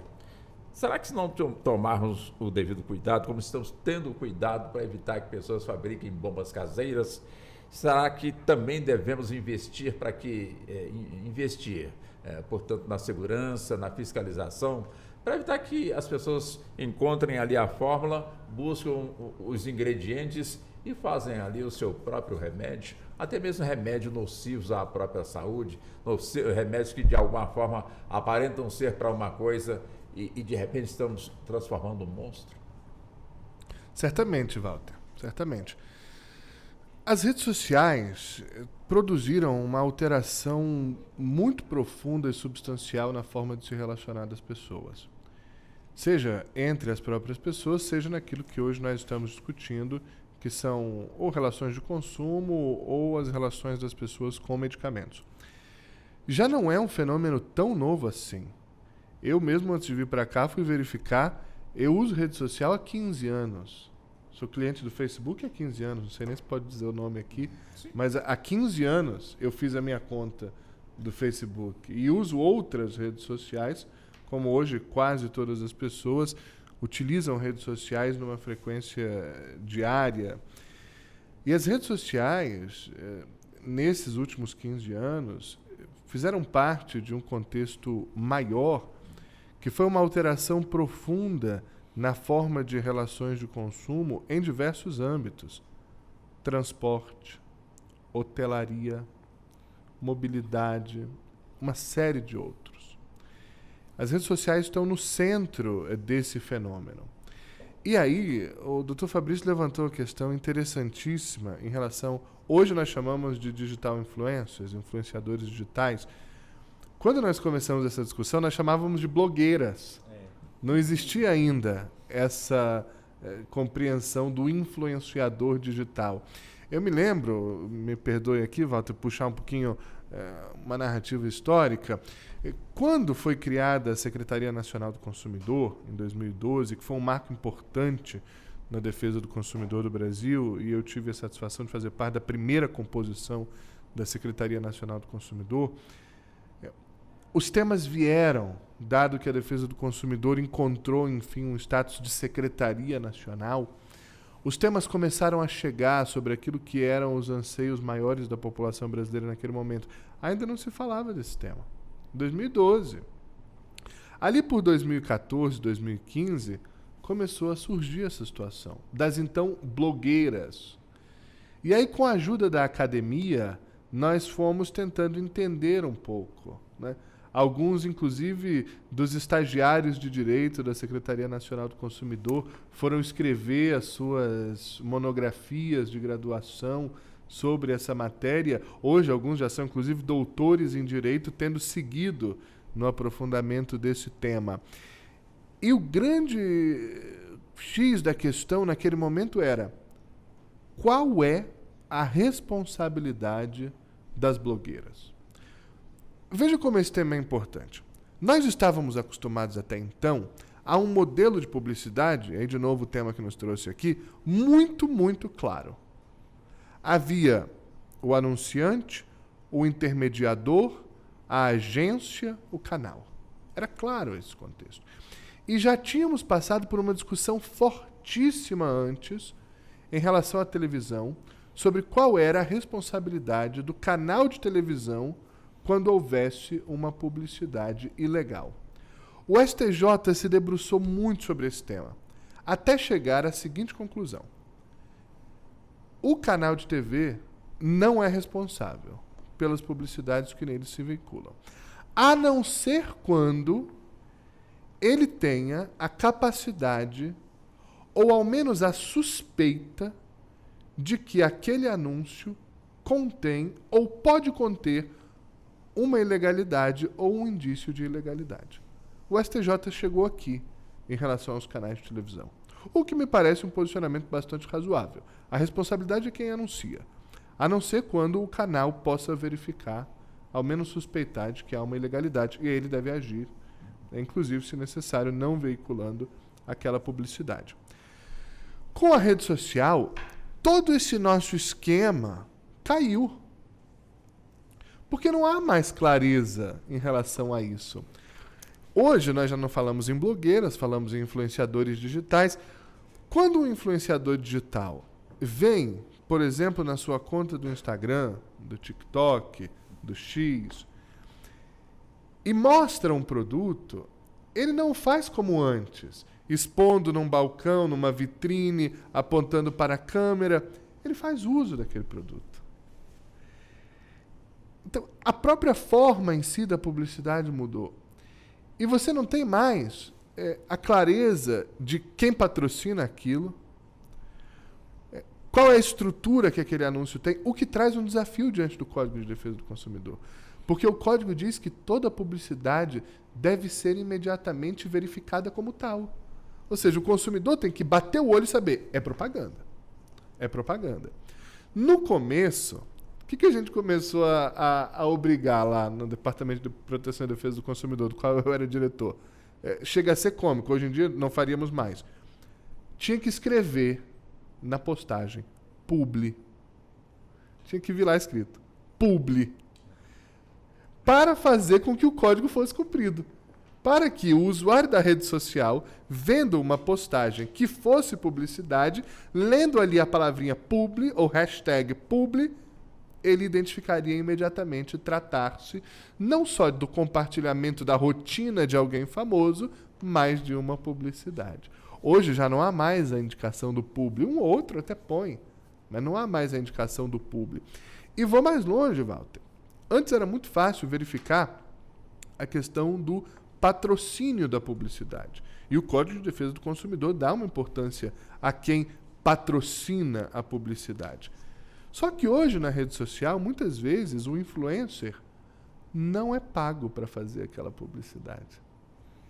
Ou ele recebe vantagens em relação àquela empresa, ou simplesmente ele nem recebe nada de quem coloca aquele produto no mercado. Ele simplesmente vai ter mais engajamento, sem uma implicação financeira direta. Veja, é complexo olhar para esse fenômeno e saber como aplicar a lei diante de um cenário como esse. E ainda não temos uma resposta definitiva. O judiciário ainda não fechou questão em relação a isso. O que a gente tem visto acontecer? Uma certa tendência de sim, e o Dr. Fabrício dizia isso com muita propriedade no início, de caracterizar o influenciador digital como fornecedor. Por conta daquela lógica do Código de Defesa do Consumidor, de que todos os que participam daquela cadeia são responsáveis, né, responsabilidade aqui juridicamente falando, perante o consumidor. Então, quando é possível identificar que o influenciador está se beneficiando daquele produto ou serviço que ele está expondo na sua rede social, ele pode ser enquadrado nas normas de publicidade do Código de Defesa do Consumidor, como se fornecedor fosse. Mas não é uma palavra definitiva do Poder Judiciário e não é clara em todos os casos concretos. Portanto, nós precisamos, primeiro, que o consumidor tenha, no bom sentido da palavra, malícia para entender o que aquele influenciador está fazendo. Está fazendo publicidade. E, ao mesmo tempo, nós ainda vamos precisar avançar muito no campo dos operadores do direito e, sobretudo, do Poder Judiciário para compreender qual será o limite da atuação do influenciador digital e a partir de que momento ele passa a ser civil e criminalmente responsável pelo produto ou serviço que ele apresenta nas suas plataformas. Bom, também, doutor Fabrício, o assunto realmente aprofundou bastante. Né? É importante, né, levar esse tipo de informação para o nosso ouvinte. Eu faço um pouco de coro com os colegas aqui de bancada, em especial no que o Dr. Mauro falou em dado momento, que também temos que chegar na rede social, né? Que é ela que oportuniza tudo, na verdade, né? E na verdade, está faltando, né? Uma atuação e tal. O exemplo que o Dr. Mauro usou sobre a questão das fake news políticas e tal, tem uma repercussão tão grande que outros países estão se espelhando na atitude aqui do Brasil. Então, a União Europeia, por exemplo, aplicou multas aí históricas nas redes sociais por questão de divulgação de redes sociais, porque a questão do influenciador, né, digital, e acho que essa é muito melhor que blogueiro, porque de fato a pessoa influencia de fato, né? E até o caso lá daquela influenciadora que foi presa recentemente, você vê o poder que o influenciador tem na vida das pessoas e de alienação, assim, é uma coisa que realmente foge, assim. Chegar neles é um primeiro passo de uma coisa muito maior, né?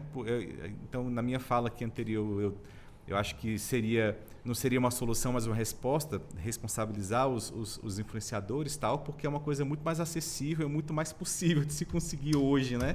Inclusive sem grandes repercussões políticas e sociais, mas em última instância tem que ser nas redes sociais, porque é elas que mais se beneficiam e mais propiciam e mais divulgam e mais fomentam, né, toda essa questão. Para as redes sociais é interessantíssimo ter um mercado paralelo aí de medicamento, de produto, de coisa de embelezamento e tal, porque isso sempre gera muito engajamento, isso gera muito clique, isso gera muita retenção de atenção e tal.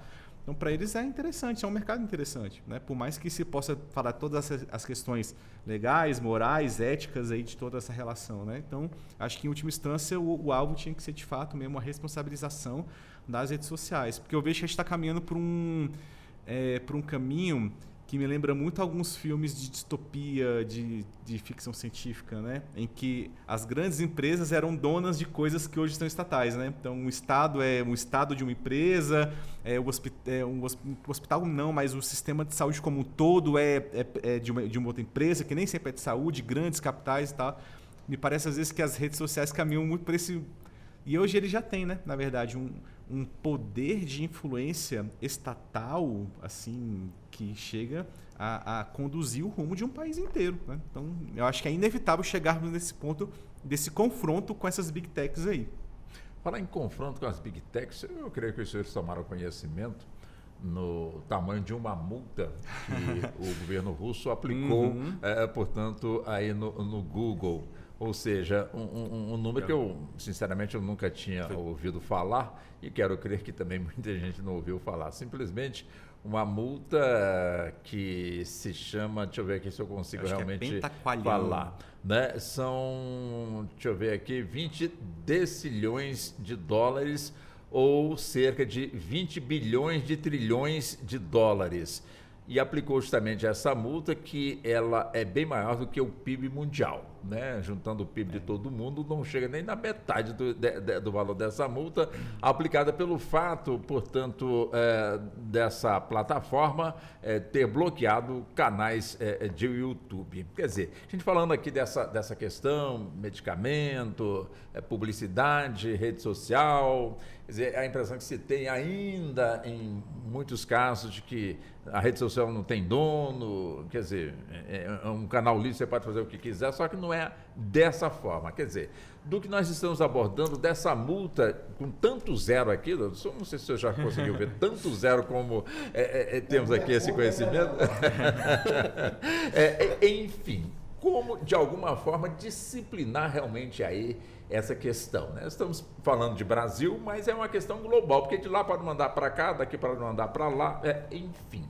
Como de alguma forma, até mesmo no sentido não de criticar, de certa forma, desmerecer, mas de ajudar realmente aí, no caso, o Estado, de alguma forma, a tomar realmente uma providência nessa de medicamento que às vezes chega no celular da pessoa e que a pessoa, se eu tomar tanto aqui, com toda certeza eu vou perder o peso, vou alcançar aquele peso que eu quero. Eu estou puxando esse assunto aqui do emagrecimento, que é o que mais tem se utilizado, quer dizer, num determinado ponto, e alcança também pessoas que, de alguma forma, não buscaram se informar melhor. Enfim, como é que o senhor vê esse aspecto também, doutor Mauro? Vamos lá, Walter. Vocês, doutor Gabriel, doutor Fabrício também, estão me empurrando para fazer uma coisa que, na minha área, tanto do direito digital quanto de onde eu comecei, que é a informática jurídica, eu comecei estagiário lá no TRF da Quinta, né?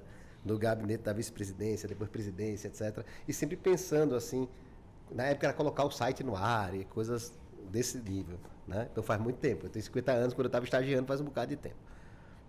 Mas a gente sempre olhava um pouco para o direito romano, né?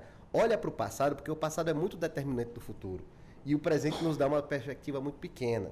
Então, para pensar em futuro, a gente precisa olhar para o básico, né? E o básico é o direito romano. E quando se começou o direito romano, não tinha direito escrito. Você ia lá para um jurisconsulto, fazia uma consulta e ele fazia uma resposta oral, né? Depois o direito foi ficando escrito, e tinha um fórum, lugar de publicação, etc., né? Depois, na Europa medieval, era muita cópia do direito romano e acaba que cada cópia local tinha um pouquinho a via política, né, do senhor feudal ali mais próximo e, portanto, tinha uma variedade jurídica muito grande e o direito que valia numa área muito pequena e isso criou dificuldades para o comércio, etc.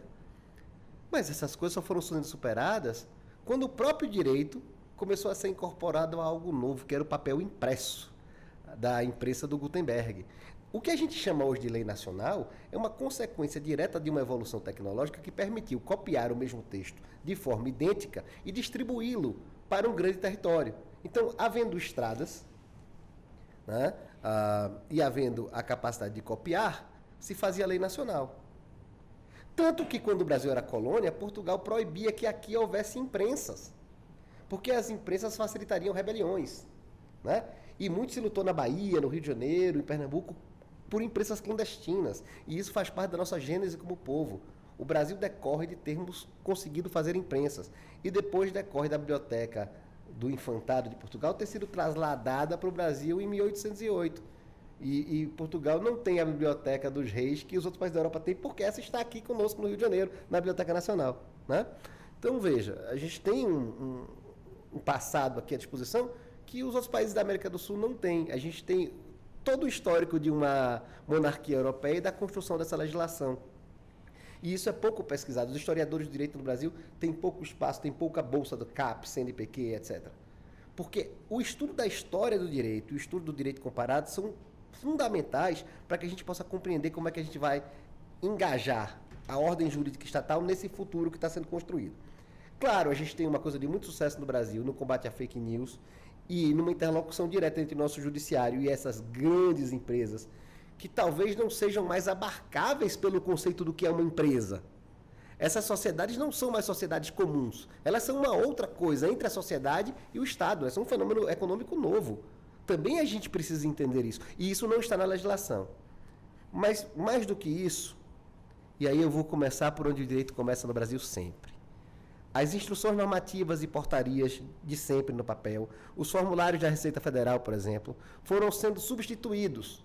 E hoje eu pergunto aos doutores se não é razoável eu pensar que aquele formulário da Receita em papel, que era um anexo de uma instrução normativa, não é o sistema da Receita Federal hoje, uma instrução normativa em software. E pouco se pensa nisso. Mas, para mim, aquele sistema da Receita que sobe, que me obriga como, né, declarante a me comportar só de uma única maneira, é também uma norma jurídica. Tanto que se eu tentar violá-lo e hackeá-lo, eu sofro as penas da lei. Então, ali tem uma norma jurídica editada em forma de software. Porém, todavia, o nosso judiciário e o nosso legislativo ainda não editam software. Com talvez a rara exceção do orçamento federal, que é no papel só em teoria. Porque o orçamento federal é um software que corre no Prodazem. O resto é símbolo. Tá? Então, o orçamento público federal hoje corre como um software no Prodazem. E se tiver um conflito entre o que está naquele software e o que está no... É PDF, né? Mas vamos dizer papel aqui para facilitar a compreensão de todo mundo. Vai prevalecer o software. Porque a realidade jurídica é o software do orçamento público. No geral, as leis são PDFs, digamos assim, são texto. A gente ainda não tem lei que leve um software e que diga, este pedaço de software aqui é obrigatório ser executado por toda a rede social que corre que funciona no Brasil. A gente não tem isso ainda. A gente tem, por exemplo, na área eleitoral, uma validação jurídica muito grande do sistema eleitoral. Inclusive, eu participei disso representando o Senado, né, no Supremo, no TSE. E lá há o cuidado de verificar o software, testar o software, auditar o software, fazer uma cerimônia de lacração do software, que tem aí talvez um problema que hoje é de 6 meses antes da eleição. Eu acho que esse software devia ser lacrado 2, 3 meses antes. Mas a gente tem uma legislação que prende a isso. Por que eu estou pensando isso? Porque, do ponto de vista do que surge de risco informático, talvez eu devesse mexer no software. Por questão de segurança, né? Mas aí o direito hoje nos engessa a 6 meses. Então, o sistema não é perfeito. Mas eu não vi no mundo inteiro um sistema melhor que o brasileiro. Então, a gente tem que deixar de síndrome de vira-lata e dizer, nosso sistema é o melhor do mundo, mas não é perfeito. E muitas vezes o mundo jurídico brasileiro tem um fascínio com a tecnologia, quer dizer, é perfeito. Opa, ministro, desculpa. Eu sei que o senhor é ministro do Supremo, o senhor tem muitos poderes, mas o poder de fazer algo criado pelo ser humano ser perfeito ainda o senhor não tem. E eu já vi soprar um assessor no ouvido do ministro uma coisa para ele dizer para a imprensa e eu percebi que o juiz não entendeu direito, o ministro não entendeu direito. Porque é difícil para essa geração, que hoje é ministro do Supremo, do TSE, com todos os méritos, mexer, às vezes, no equipamento que ele tem em casa. Chama o neto. Na época da pandemia, a gente viu um ministro chamar o neto, eu não me lembro qual deles, para resolver um problema lá da videoconferência. Então, veja, essa troca geracional vai ser boa. Porque os migrantes digitais ainda não compreendem, eles ainda pensam que a lei tem que ser papel. Um deputado daqui a 20 anos federal, ele vai querer uma lei software. E uma lei software pode obrigar um certo código que vai ser gerido, mantido por uma comissão do Congresso, a ser executado no site dessas grandes empresas. E aí a gente vai ter uma força, que hoje a gente não tem. Estou aqui dando ideia. E não tem o que impeça uma lei obrigar um determinado código de software a ser inserido no serviço das empresas que correm no Brasil. Assim como nada proíbe que um fabricante de carro no Brasil seja obrigado a colocar o cinto de segurança. Assim como nada proíbe que a potência do motor seja absolutamente bem descrita no manual. Por que é que quando a gente entra em rede social, de repente não, tem esse vazio normativo todo para as condições de operação? Eu não estou falando de proibir X, A ou B, não. Eu estou dizendo o seguinte, qualquer rede social que vier a operar no Brasil, né, a partir de, sei lá, mais de 100 mil usuários, vai ter que obedecer tais e tais e tais regulamentos. A partir daí, a rede vai firmar um acordo com o Estado brasileiro de condições de operação. Saindo desse quadradinho, ela vai ter alertas. Acho que assim, a punição não tem que chegar no primeiro momento, porque tem muitas questões técnicas. Alerta, se ela não der conta de remediar a situação dentro do alerta, do tempo de alerta, que a gente precisa regular, pensar juridicamente que tempo razoável é esse, né? Aí eu acho que as questões, por exemplo, em que há dano à saúde pública imediato, são enormes. Hoje o Brasil está gastando uma fortuna porque o nosso Programa Nacional de Vacinação foi vítima de fake news, tanto quanto o nosso sistema eleitoral. E hoje nós estamos tendo casos de sarampo em São Paulo. E vamos ter custo de vacinação diferente do que seria previsto.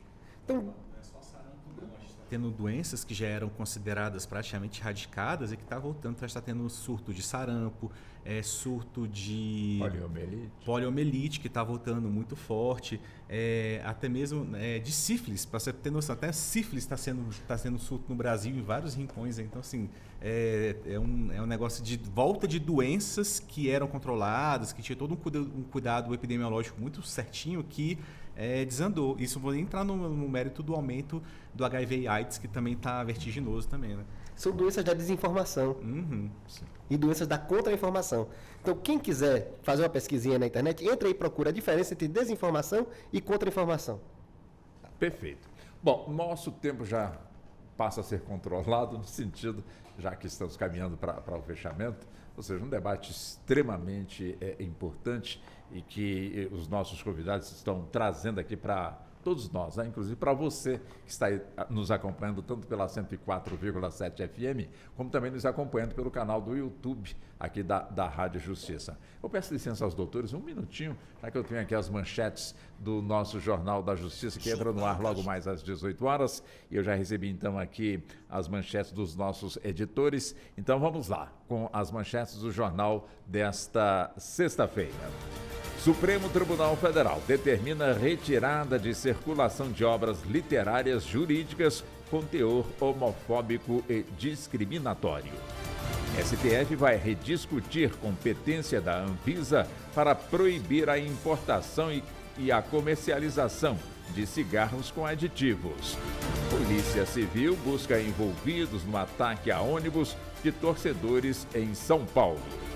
20 pessoas são indiciadas no caso da exploração de sal em Maceió. O tirão processual penal começa hoje e vai até 30 de novembro em todos os tribunais do país. E ainda, acolhimento familiar. Uma reportagem especial mostra os benefícios para as crianças dessa prática, que é iniciativa, ou seja, que é incentivada pelo Conselho Nacional de Justiça e que ganha vez mais espaço no país. O Jornal da Justiça desta sexta-feira, 1º de novembro, começa logo mais às 18 horas. Pois bem, já que nós estamos caminhando aqui para fechar, portanto, aqui o nosso debate, com toda certeza vai se encerrar daqui a pouquinho com gosto de quero mais, né? Já que o tema realmente é importante e as informações aqui obtidas com os nossos entrevistados com muita profundidade, com muita competência, e nós só temos que agradecer. Inclusive, 2 minutos, aliás, 2,5, começo com o senhor, doutor Gabriel, para que possamos partir para as considerações finais. Queria aproveitar, Walter, para reforçar um ponto que foi levantado pelo Dr. Fabrício, que me parece importante, que é aquele de nós olharmos mais para as redes sociais. Inclusive a partir da perspectiva, que também foi colocada pelo Dr. Mauro, da responsabilização do sancionamento. Mas eu quero citar aqui um caso, e vou citar o nome, mas simplesmente por uma informação de natureza acadêmica. O primeiro grande exemplo de plataforma que nós tivemos foi aquele do Mercado Livre. E ali as pessoas começaram a ter contato com esse tipo de relação de consumo. E as pessoas começaram a colocar produtos ilegais ali. A resposta foi relativamente rápida. E houve, inclusive, uma parceria do Mercado Livre com o Ministério da Justiça. Eu estava lá à época, no corpo jurídico do Ministério da Justiça. E o que aconteceu? Pode procurar aí. Tenta comprar uma arma de fogo no Mercado Livre. Não tem. E não tem há anos. Não tem. Pode procurar, não encontra. Foi uma situação completamente erradicada. Arma de fogo e droga, a pessoa não consegue comprar no Mercado Livre. E repito, não estou elogiando nenhuma empresa privada especificamente. Estou trazendo um dado de uma construção que foi feita entre a Autoridade de Defesa do Consumidor do Brasil, que é a Secretaria Nacional do Consumidor, e uma empresa que, à época, era praticamente a única que fazia, na escala que fazia, esse tipo de serviço. Então, penso que é importante que haja uma proximidade e que, aí eu deixo para o legislador, não quero nem expor uma opinião, ou que se caminhe para o campo de uma normatização mais específica, né? Ou que se aplique a legislação que atualmente existe, que também pode ser aplicada às redes sociais. O Código de Defesa do Consumidor, o Código Penal e uma série de outras legislações podem ser aplicadas nesse campo. Mas, de fato, me parece que é um caminho importante para nós percorrermos. É para me despedir também, Walter? Não. Daqui a pouco o senhor Tá, despede. queria só levantar eu mais tenho um ponto. um compromisso com o Dr. Mauro, que ele tem que se afastar um pouquinho mais cedo. Então, eu passo para o senhor, Dr. Mauro, já agradecendo pela gentileza, a atenção com a emissora, conosco, a sua presença aqui nos estúdios. Walter, me cabe agradecer a ti, ao Dr. Fabrício, ao Dr. Gabriel, mas sobretudo a quem está nos ouvindo, né?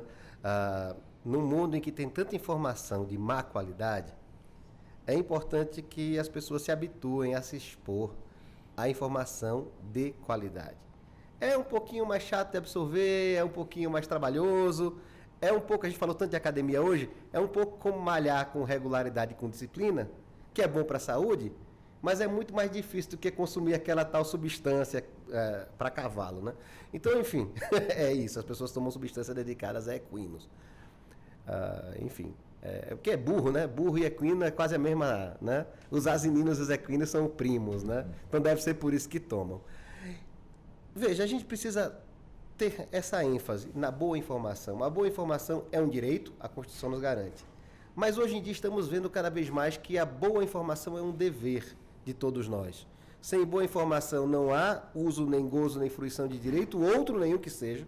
E sem boa informação também não há nem condições para o debate político, para o debate legislativo, né? A gente está numa fase agora em que tem gente boa dos dois lados, mas a gente vê campanhas para a OAB se identificando por cores. Isso fala muito mal da nossa classe. Porque antes nós tínhamos frases inteiras para descrever o nome de uma chapa da ordem. Hoje em dia tem que ser uma cor, porque nós não temos mais tempo para pensar. O advogado precisa de tempo para pensar. Cada vez que a gente age menos como advogado, a gente se desvaloriza. Então, aqui eu não estou falando de chapa X ou Y, estou falando do processo. Nós precisamos pensar nessas coisas. Nós, advogados, temos que ser aquelas pessoas que, junto ao cliente, falam, vamos parar e pensar. Junto ao juiz, vão falar, vamos parar e ler. Porque eu sei como o judiciário é abarrotado. Eu vivi a época da inflação textual. Lembra disso? De repente, todo advogado tinha uma impressora, não era mais datilografia, e as petições que eram 2, 3, 4 páginas passaram a ser de 10, 15, 40. E o tempo do juiz, desculpa a expressão, aqui não estou dizendo mal do juiz não, mas ele é um ser humano, coitado. Com o mesmo tempo que ele lia a petição de 2, 3 lados e tinha que refletir, ele agora tem que se virar para ler uma de 40. advogados, doutoras, doutores. Será que ele vai ler uma petição de 40 páginas? Mas estamos todos nós, não só o juiz, nessa posição. Nosso celular nos oprime com a quantidade de informação muito grande, a imprensa, né? E assim, dados jogados ao vento. E o tempo para refletir? Então a gente precisa resgatar a atitude reflexiva na sociedade. E o combate à desinformação e à contra-informação não é um fim em si mesmo. É um caminho para que a gente possa voltar a refletir. Quanto mais refletir sobre as substâncias que colocamos para dentro do nosso corpo. E aí eu vou falar de produtos, não só medicamentos. E não só cosméticos, até alimentos, complementos alimentares. As pessoas estão comprando pelo anseio, e isso é muito grave. Essa não pode ser uma compra de impulso, a gente tem que voltar a raciocinar. Eu queria agradecer a todos mais uma vez e desejar um excelente final de semana para todos que estão nos escutando, para os meus colegas de bancada, para ti, Walter, para a equipe técnica, né, que faz o rádio possível, e para os da minha turma, inclusive 2 ministros dessa casa, Shabbat Shalom. Um abraço para o senhor, muito obrigado pela atenção. Boa tarde para o senhor. Doutor Fabrício, vamos então com os 2 minutos? Walter, sempre que eu venho aqui, a gente fala de coisas relacionadas à saúde, sempre falo que o assunto saúde nunca é só aquele proposto, né? Normalmente qualquer assunto também, né? E acho que hoje ficou muito claro, né, como que as coisas se desdobram, assim. A gente parte de uma questão de uma propaganda indevida de um suplemento alimentar e acabamos chegando em situações de, avançando bastante, né? Regulação de redes. Chegamos aí no tamanho do multa. Pois é, que eu não sei nem falar esse número aí também. Mas acho que deu para deixar muito claro, até pela bancada aqui tão bem qualificada também, né? Fiquei muito satisfeito com o debate de como que essas questões que envolvem esse comércio, né, e essa nova cultura da automedicação que o doutor Gabriel falou também muito bem aqui, lá nos primeiros blocos, né, de automedicação, de sair usando muitas substâncias, tal, como isso pode ser nocivo, e também como que falamos muito aqui da responsabilidade de várias pessoas, mas acabamos entrando muito também na responsabilidade individual também, né? Acho que fica muito claro aqui, baseado em tudo que a gente falou, como que é importante que o indivíduo também, que o cidadão, tenha esse cuidado, essa responsabilidade consigo mesmo e com seus entes também, de não se vislumbrar, né, com produtos de hype em rede social ou de automedicação, e como que isso pode trazer muita consequência, né? Você vê que um assunto pequeno virou tão gigante, imagina as consequências que isso pode trazer na vida do indivíduo também, né? E esse é um assunto que, com toda certeza, vai ter que ter a segunda parte, a terceira parte, a quinta parte, né, doutor? Porque é um assunto realmente vasto, né? Uhum. E nós aqui agradecemos muito ao senhor por essa gentileza, pela atenção, e já o convite aberto, pronto, para que possamos voltar mais vezes neste tema o mais breve possível, tá bom, doutor Fabrício? Muito obrigado. Com certeza, agradeço. Doutor Gabriel, também é sempre um prazer, com toda certeza. O tema foi bastante aprofundado, se levantaram questões realmente importantíssimas, sinal de que nós temos que continuar realmente nesse debate, nesse tema, né, doutor Gabriel? Com certeza, Walter. É um tema que não vai se esgotar, né? Como nós dizíamos na abertura, aqui a gente fala de saúde humana, publicidade, defesa do consumidor, economia, esses novos fenômenos, né, que vieram para ficar, que a tecnologia trouxe e que alteraram a forma de se relacionar das pessoas e mais ainda alteraram o mercado de consumo. E assim, ao menos o que nos parece é que os próximos 5 anos, os próximos 10 anos, trarão mudanças ainda maiores do que as que os últimos 20 anos nos trouxeram. Então, certamente haverá um desafio grande, e aqui eu uso a palavra desafio também sem conotação negativa, porque apesar de nós hoje termos falado de problemas, e problemas sérios, graves, que precisam ser endereçados pelas pessoas, pelas famílias, pelo Poder Judiciário, pela sociedade como um todo, também há uma série de aspectos positivos que essas mudanças trouxeram à vida das pessoas, e a nossa expectativa é que as mudanças ainda mais impactantes que os próximos 10 anos trarão também caminhem muito mais na linha de fazer as pessoas mais saudáveis, né? Mais felizes, mais capazes de se relacionar entre si, como também, sem dúvida, trarão desafios que a legislação vai precisar enfrentar, que o Poder Judiciário vai precisar analisar, que a sociedade vai precisar se adaptar também às mudanças que virão, como tem tentado se adaptar às mudanças que vieram. Quero deixar um último ponto aqui. A pergunta toda que abriu o nosso programa foi: se a substância proibida causar problemas na saúde da pessoa que acreditou na sua eficácia, a quem se atribui a responsabilidade? Ao fornecedor. Nós não podemos nunca sair do ponto de que quem põe um produto no mercado é quem tem que garantir a segurança e a qualidade daquele produto. Se um produto colocado no mercado não oferece a eficácia que dele se esperava, ou pior ainda, não oferece segurança para o consumidor, aquele fornecedor é responsável por isso, inclusive de forma dura, podendo responder, seja perante a legislação de consumo, seja a responsabilidade que se pode colher também pessoalmente nos termos do Código Penal. No mais, eu agradeço muito, é sempre uma honra estar aqui, agradeço muito ao Dr. Fabrício pela qualidade da participação no programa, pelos temas que levantou, também ao Dr. Mauro por aquilo que fez. Walter, é sempre uma honra, mais do que ser advogado, eu sou fã do Walter Lima, já disse isso publicamente. Agradeço ao Neto, à Ana Cláudia, à Marcela e também a quem nos acompanhou, que é a razão de ser da nossa participação aqui. Tá muito bem. Boa tarde para o senhor, muito obrigado, bom fim de semana. Doutor Fabrício da mesma forma também. Doutor Mauro Leonardo também, muito obrigado. E assim chegamos ao fim da edição de hoje do nosso debate dentro do Justiça na Tarde, que teve a minha apresentação, sou Walter Lima, na produção da Ana Cláudia Possati, trabalhos técnicos do Neto Silva e a coordenação de jornalismo da Marcela Luiza. Boa tarde, excelente fim de semana e até segunda-feira. A Rádio